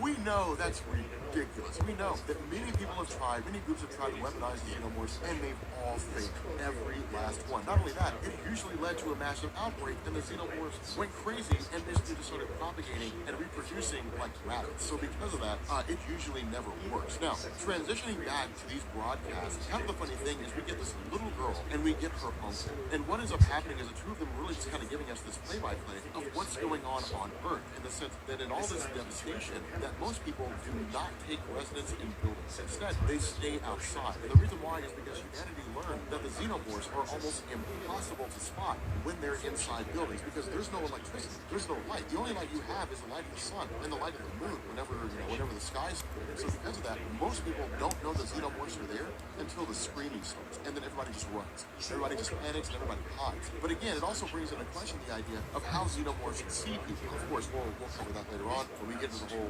reproduction, queen theory, or whatever it is that story's called. But the fact remains here, the whole facility, that Powell, despite being the second in command, and despite being the guy who basically follows the orders of Spears without question, he's the guy who's actually planning sedition. He's the guy that actually says, look, we need to get rid of Spears because he's going to lead to the death of us all, because he cares more about his pets than he does about people, than about his soldiers. So again, transitioning back to these soldiers, to these guys who are looking to have this revolution, who have arrived at the terraforming colony, it's exactly what we would expect. The whole colony's been overrun by xenomorphs. Now, how they were overrun, we don't know. We simply know that the entire colony was overrun, and everyone there is dead. Now, following this, it's a repeat of it. We are living. That's like my favorite scene It's a repeat of just the shootout from aliens. I mean, it's a massive, like, none of them were prepared. And that's what it's designed to be, right? Like, the xenomorphs are designed to be these insanely evolved, efficient killing machines. When they swarm on you in mass numbers, Katie, bar the door, because no one's going to make it out alive. It's just one of those things where it's just slime stuff.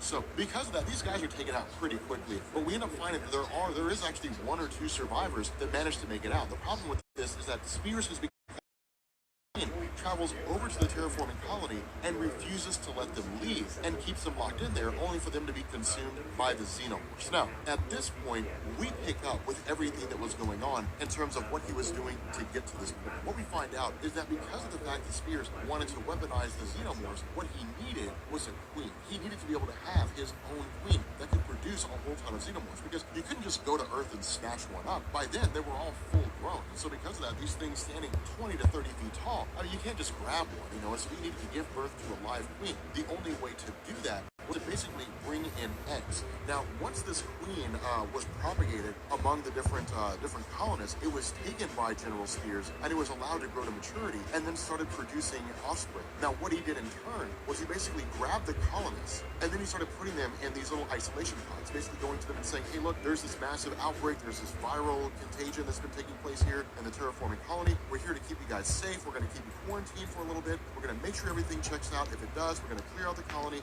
and you're going to go back. It's the perfect route, showing up there under the guise of protection for the purpose of furthering his own agenda. And so with each of these individuals contained within one of these isolation cubes, he also kept the queen in full view of everything that was going on. And what he would do is he would unleash the xenomorphs onto each of these people, but then as soon as the xenomorphs killed that person, he would kill the xenomorph. And the message that he was trying to get across to the queen is, they attack only when I tell you to have them attack. If I tell you, do not attack, then they don't attack. If they do, then I'm going to kill them. Now, the funny thing about this is that the queen understands what it is that he's doing. That's one of the whole aspects of the queen, is they're smarter than the average man, right? Like, I mean, they're pretty smart. They're pretty intelligent. You know, they're not communicative. You're not going to have an in-depth, complex explanation with an alien. They do understand. The queen's able to pick up what it is that General Spears is putting down. So because of that, the queen basically begins sending commands to the drones. You know, when it says, video, some of them are new religions. In a sense, they all look at the xenomorphs as their gods. And so what they do is they basically drag whatever humans they can find, they drag them to the queen so that they can be implanted with an alien. And the idea is that, well, the queen loves you, the queen wants to be with you, the queen wants to make you one of her own, that kind of thing. And so they don't really look at it as though people are being killed and new xenomorphs are being born. They look at it as people being reborn as xenomorphs, their essence, their soul. What it is that makes them who they are is being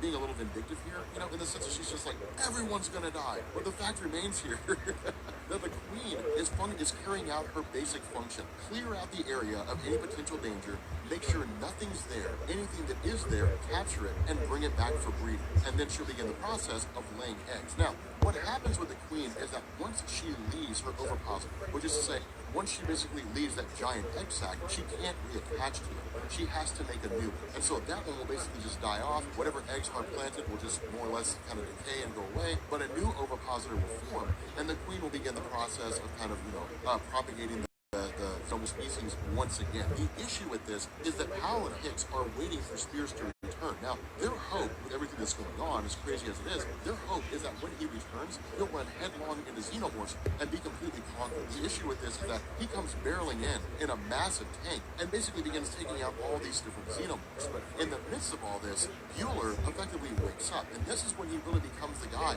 that engineers their escape. And the reason why I say this is because, remember, he's a synthetic, and the Xenomorphs don't care about synthetics. They care about biological organisms that can propagate their species. It's one of the reasons why they just don't pick up on synthetics. They just don't care. They just don't worry about them. And so because of that, while this whole situation is unfolding, while, you have Powell and you have Hicks and you have, these guys trying to lead a rush against Spears and so on, Bueller is able to make his way to the actual control deck and essentially, allow Hicks and Newt to get away from the Xenomorphs by shutting off doors and different things like that, effectively allowing them to get to the airlock and then board one of the vessels that's leaving, the USS MacArthur. The problem with this is that the MacArthur is being piloted by Spears, and the idea here is that in his mind, he's going to take these Xenomorphs back to Earth. He says, look, we're ready to grab these Xenomorphs and we're ready to get back to Earth. Because remember, in his mind, what he's been doing is when the Xenomorphs learn to follow orders from the Queen, he takes those Xenomorphs and he puts them in stasis, because now he views them as trained soldiers. He views them as individuals that will follow his direct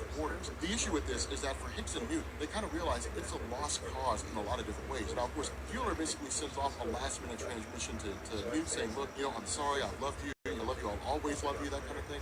Basically saying goodbye. But once General Spears Newt basically grab an escape pod and bail out to Gateway Station. Now, the funny thing about this is that on the journey back to Earth, General Hicks is getting fully dressed up in his traditional general uniform, like the whole 9 yards, because in his mind, he feels like he's going to lead this massive rebellion to take back Earth, right? You got the flag, you've got him, with his traditional sword, his ceremonial sword, the whole it's like, soldiers attack. The problem with this is that the Xenomorphs follow instinct, and really, they follow their queen. And at the end of the day, the queen was born at night, but she wasn't born last night. And so while, General Spears issuing his orders, and while she was following them down to a T, it was a ruse. She was playing the long game. She was saying, look, I'll follow your orders now, but as soon as I get the opportunity, I will take you out. And that's exactly what happens right here. That's exactly what happens. The Xenomorphs immediately turn against him. The Queen makes her presence known, and that's when we essentially find out that she was just kind of leading him on the entire time. So, of course, he's dead, and that's the end of him. His rebellion basically comes to an end before it even started, and the Earth remains overrun with Xenomorphs. And so, because of that, we have Hicks and we have Newt arriving back at Gateway Station. This story essentially wraps up, and we have, this uncle and his daughter, communicating the last of their transmissions, basically saying, hey, look, they're building some great big huge junk pod here on Earth. I don't know what it's for. I don't know what it's about. But as the story begins to wrap up, we end up finding out that of all the survivors from Earth that managed to make their way back to the space station, one of them was Ellen Ripley. With that being said, guys, we're going to bring this video to an end. If you are new here to Comics Explained, make sure you hit the sub button to become part of the lobby. If you guys enjoyed this video, make sure you drop a like.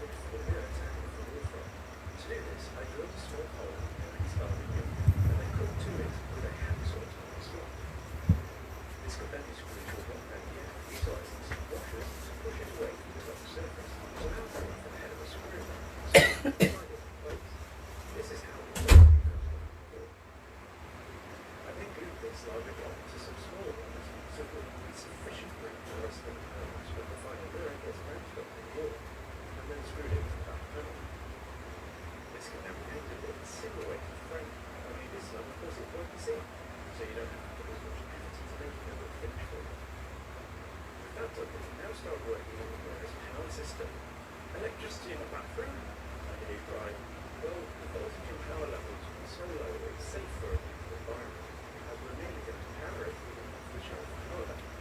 This one supports USB power delivery today, so the output 12 volts if taught to do so by electric USB-C power bill. That should power the mirror for about 30 days, assuming half an hour daily usage. The whole country in place, redesigned for the what for full.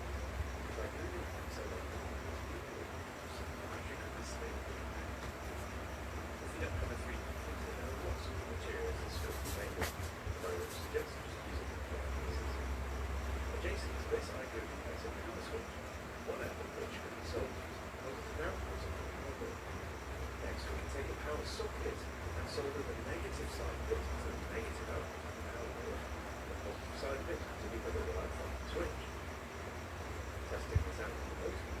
should see a voltage output from the front, and as the other onboard cycles through the output voltages, the load is on 12 volts. With that done, we can drill a hole on each side of this support bracket, and then mark the lines across the acrylic clear the black line to earth. These marked holes can now be carefully drilled in a large drill, leaving the positive towards the back of the acrylic. Using a knife, the surrounding vinyl can be removed so that a tubing will be glued in place with some super glue. These are what will later make the walls in and out, so need to be properly sealed. Whilst we're working on this acrylic layer, we also need to use some tape to prepare the front of the screen cutout too, on the offset inlet slot. This is so that the vinyl will hide the screen's layers, so that just the LCD patterns will be seen through the flat layer. This too needs to be scored with a knife so that it can later be peeled away. And to get the clear corners, just scored along the edge of the circular. For now though, we'll leave this in place so that the acrylic layer is kept free from dust. So now it's time to clamp the whole thing together. With the back panel in place, there should be about a 1 to 2 millimeter gap all the way around the edge. This is because the gasket is lifting up the back acrylic layer, and the idea is for the machine screws to squash the gasket and clamp it in place, making the required watertight seal.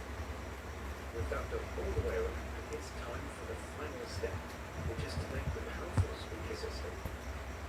As the speaker system needs to be very thin so that it can fit into the back of the mirror, we'll be using some small 1-inch speaker drivers. I salvaged mine from some speakers originally designed for old circuit Walkmans. As they use some weird proprietary connector, they're basically useless these days, which is why I decided to disassemble them to recover the speaker drivers. However, these small drivers can be bought from eBay, and you can find a link for that in the description. You absolutely don't need as many speakers as I have here, but the more you do use, the louder and fuller the sound will be.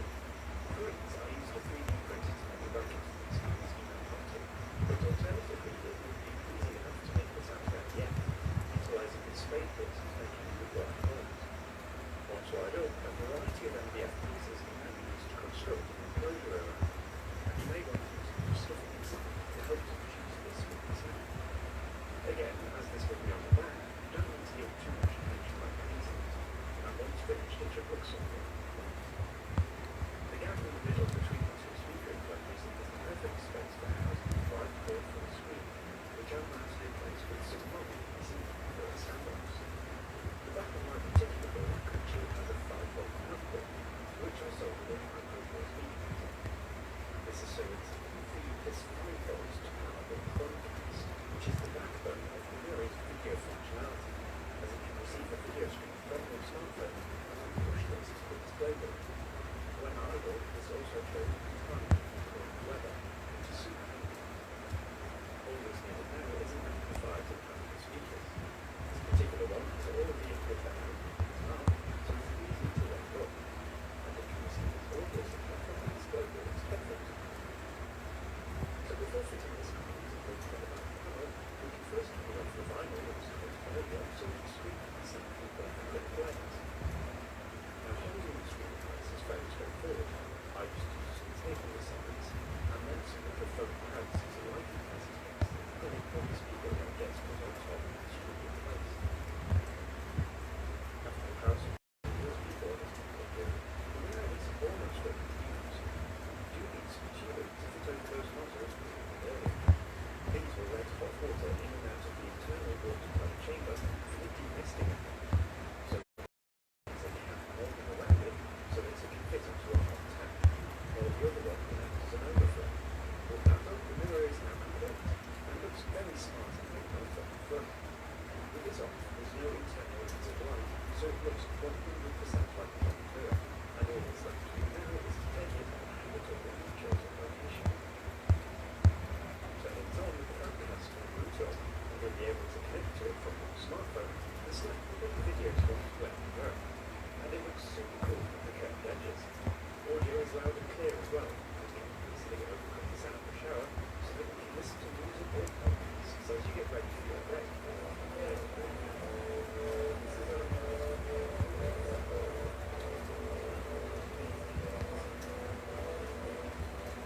The steamy bathroom isn't an issue either, as once hooked up to a hot tap, the room can be filled with warm water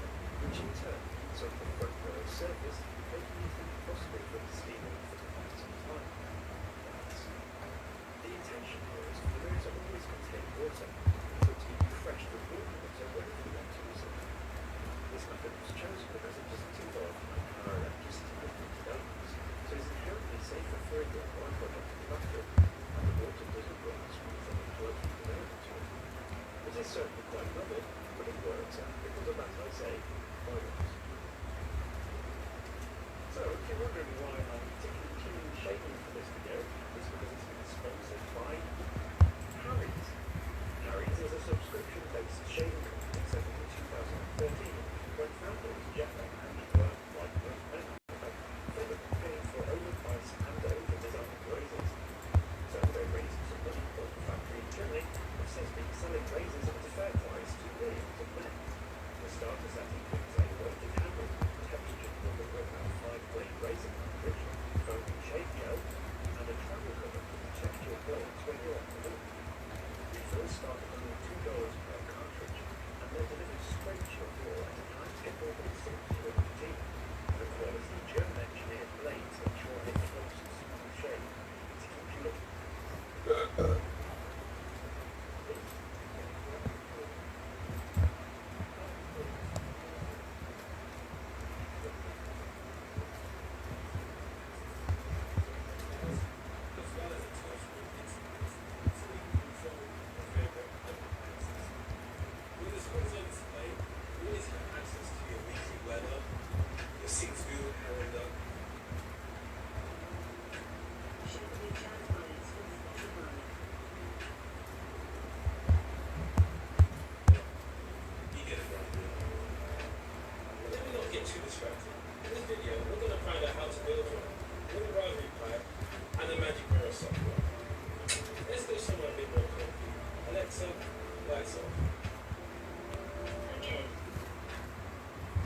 Right, before we start, if you like this type of content, help us beat the YouTube algorithm by smashing the like button and also dropping a comment, like right below. I reply to every comment, even if the comment is literally a comment.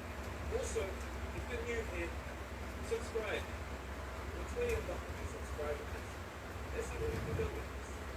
Oh, and one more thing. Before it's the end, we've got one thing we have to do. This is the overview of what we're going to do.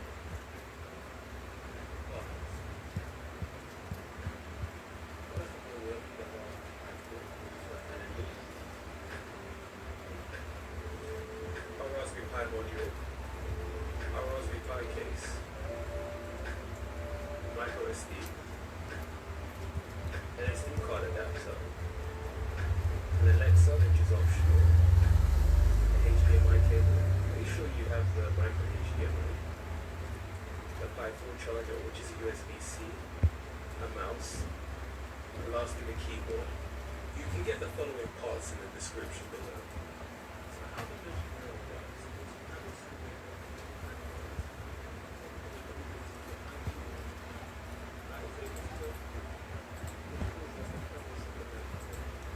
but the question is, how can we make this internationally available? So it turns out this is the answer. It's an IR frame that we're building now, and it's really good because it has a plug and play for everyone.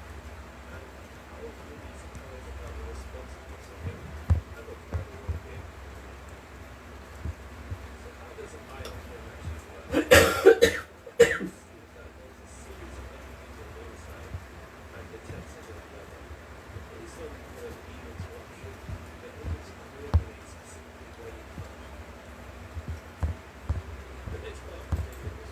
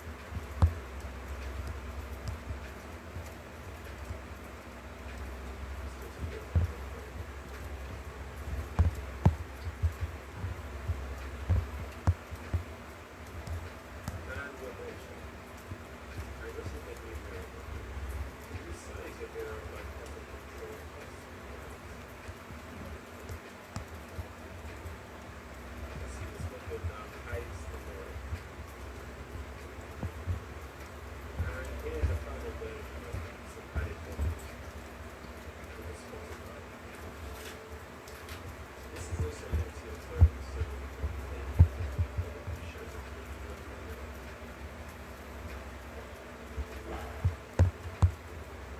is the final version. Well, now you can find the prepackaged image on our website, where you can simply download it and get it to your file. Right, thanks for staying to the end of this video. Let's skip forward. But the little thing we want to show you is this electric skateboard. It's great to get around, especially in this environment. It's something that's great with a DIY skateboard.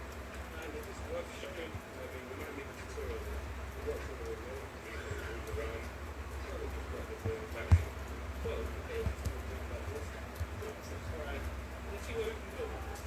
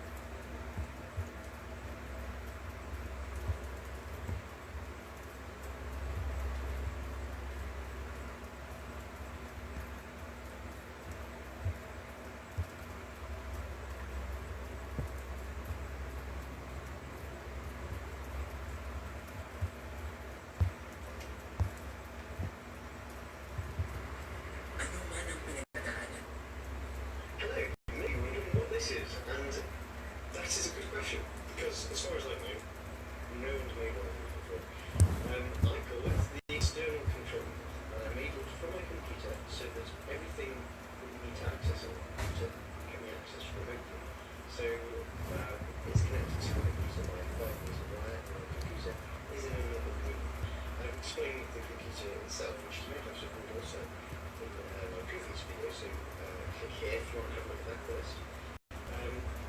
Got the power button here,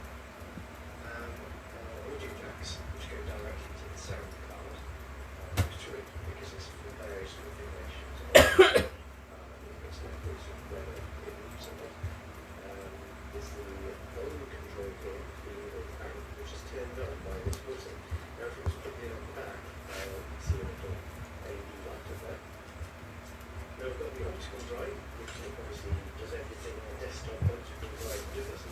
Only this one was for a laptop. Got the multi-card reader, an additional SD card slot, and there's an infrared receiver here for a remote control. Here, that is a slice.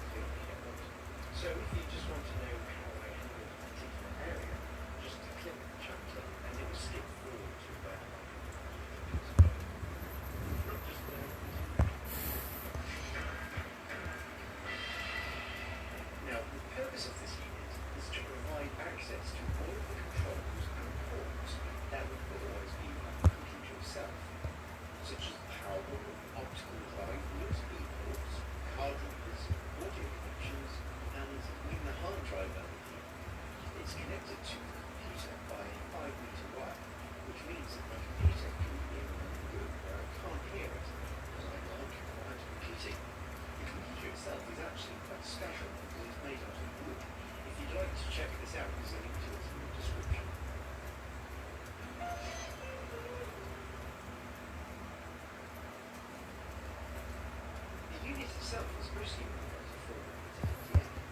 these two supports you see here support the optical file, which divides the unit in tandem into two parts, providing support to the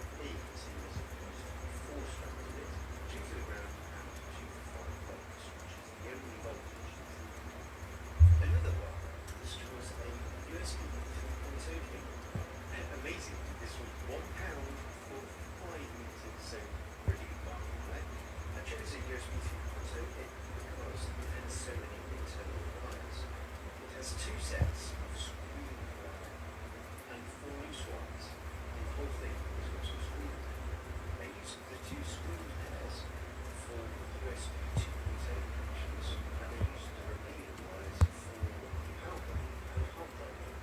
And the final wire that I used as a cable is just a screened audio cable. This wire was used to transfer the audio from the computer to the unit without any interference from the signal.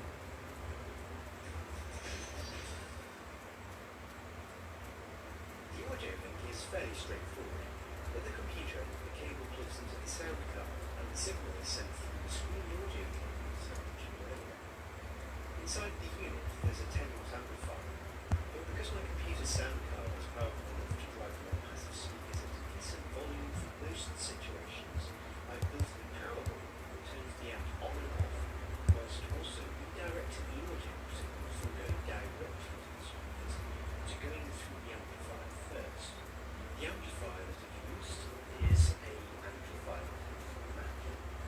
Now, this is the only other device that needs a higher voltage, so what I've done is add a little power socket at the back of the which, when I want to use the amplifier, I just need to make sure it's plugged in all the way. Obviously, I don't want to use the speakers all the time, so I've built in some audio speakers as well, as you can see right from the other, which allows for various configurations of inputs and outputs. Imagine the audio passing through from left to right. The middle socket acts as if the middle socket is routing the speakers, whilst the other two silver sockets all this means that it's like the outputs whilst it's the automatic feedback of the speakers. For both speakers, you get the idea.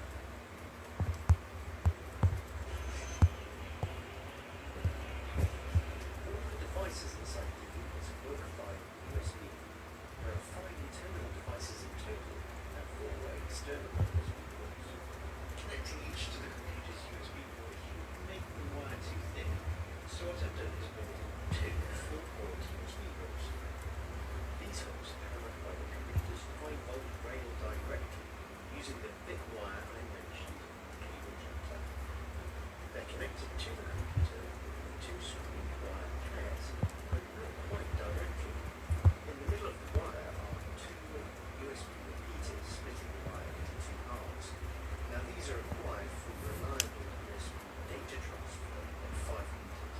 I know 5 meters is within the USB 2.0 specifications, but I was experiencing errors and bugs at 5 meters on any wire. In fact, it might not happen with you, but it's just worth experimenting before you do it. The reason why USB repeaters solve this problem is because the USB cable length gets reset whenever a USB port is used, and a repeater is basically just a 1-volt USB port. You need to be careful with choosing the USB hooks that you're actually using in the unit. I bought 2 fairly expensive hooks and both failed within the space of a couple of months. Ironically, I've replaced them with really cheap Chinese units. They are no record for the companies. Notably, they are very, very cheap, and these seem to be faring a lot better.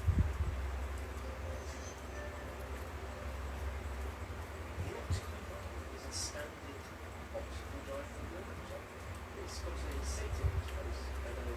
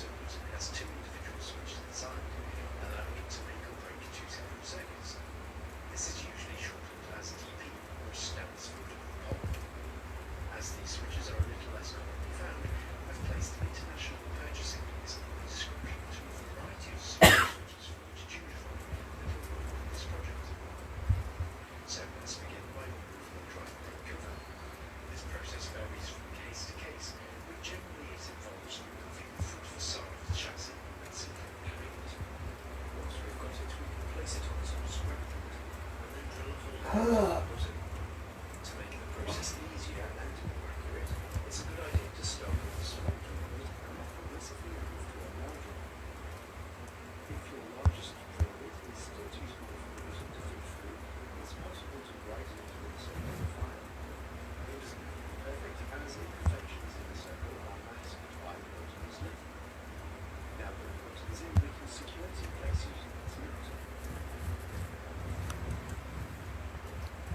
As you can see here, I've also built a hole for an LED, which we will later configure to light up when the button is pressed. The next thing we'll need for this build is a SATA needed to feed the power extension cable. To wire it up to it, we'll first cut through the yellow wire, which corresponds to the 12-volt rail on the power supply, and solder a spare length of yellow wire to one of the ends, wrapping the joint afterwards with electrical tape like a trick.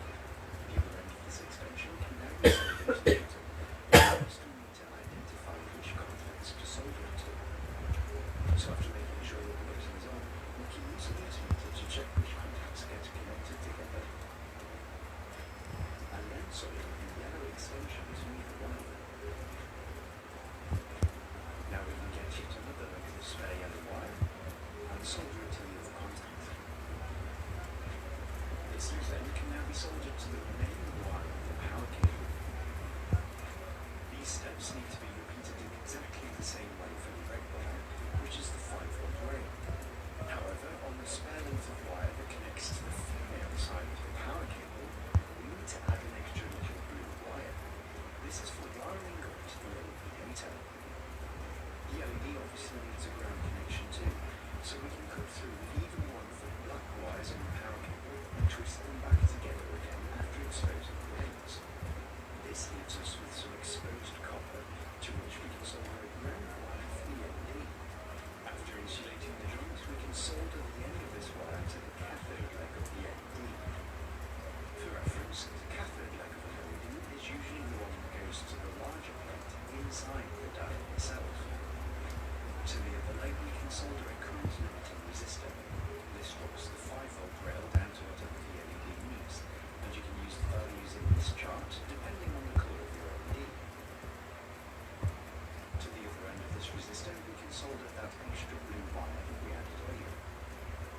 The LED can now be inserted into its hole and glued in place. So that's the backup button completed, and it's ready to fit into the case. However, if you are the kind of user who likes a tidy looking interior to your PC, you might want to consider using some braided sheathing to give it a more professional appearance. So now we can put the computer back together and plug the button in between the power supply and an additional blank hard drive, which will soon function as the backup hard drive. So after making sure that the backup button is already on, we can boot the computer up and enter into the BIOS, as we need to enable SATA hot swapping so that the computer will treat the backup drive as removable storage. This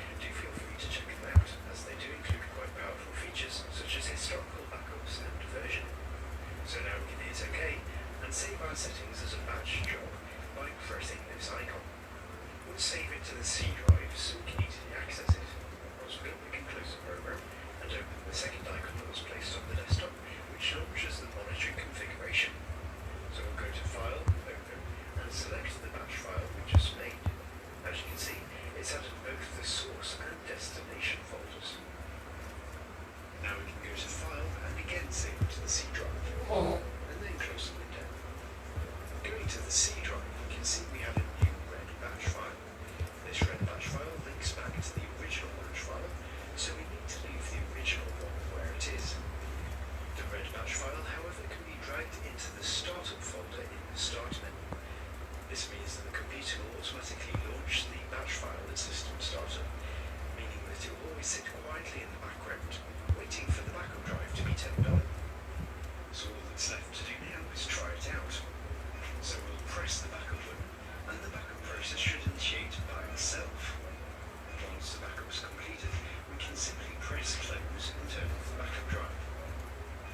Now, as the backup drive is physically disconnected from the power supply when it's not actually backing up, data is given another layer of protection against power supply failures and even ransomware. So what about using external drives with this method? Well, the software side of things is exactly the same. Just set up your backup folders on the external drive instead. Now the backup will initiate as soon as you plug it in. Handy. So what do you do if your motherboard doesn't support SATA hole swapping? Well, as I mentioned earlier, there is a workaround, which is simply to get a SATA to USB converter and hook it up to the motherboard using one of the spare USB ports or headers. So if you've enjoyed this video, don't forget to give it a thumbs up.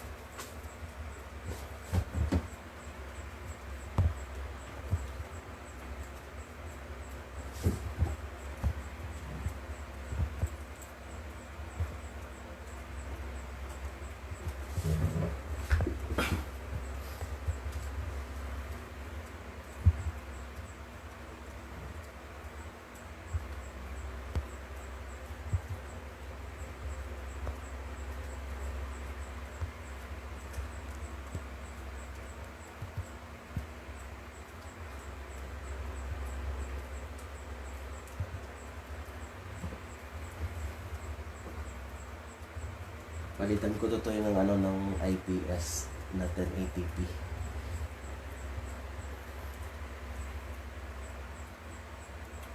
Yung kagaya sa Acer.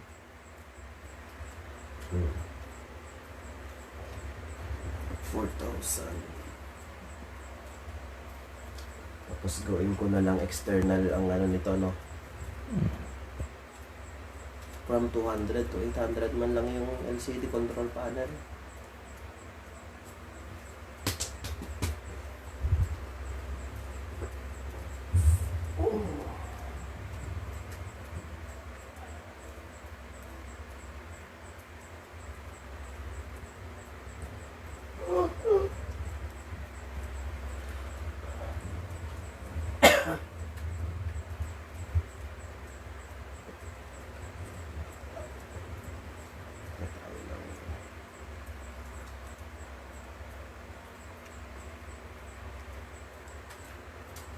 Hirap na walang ano na. Salary.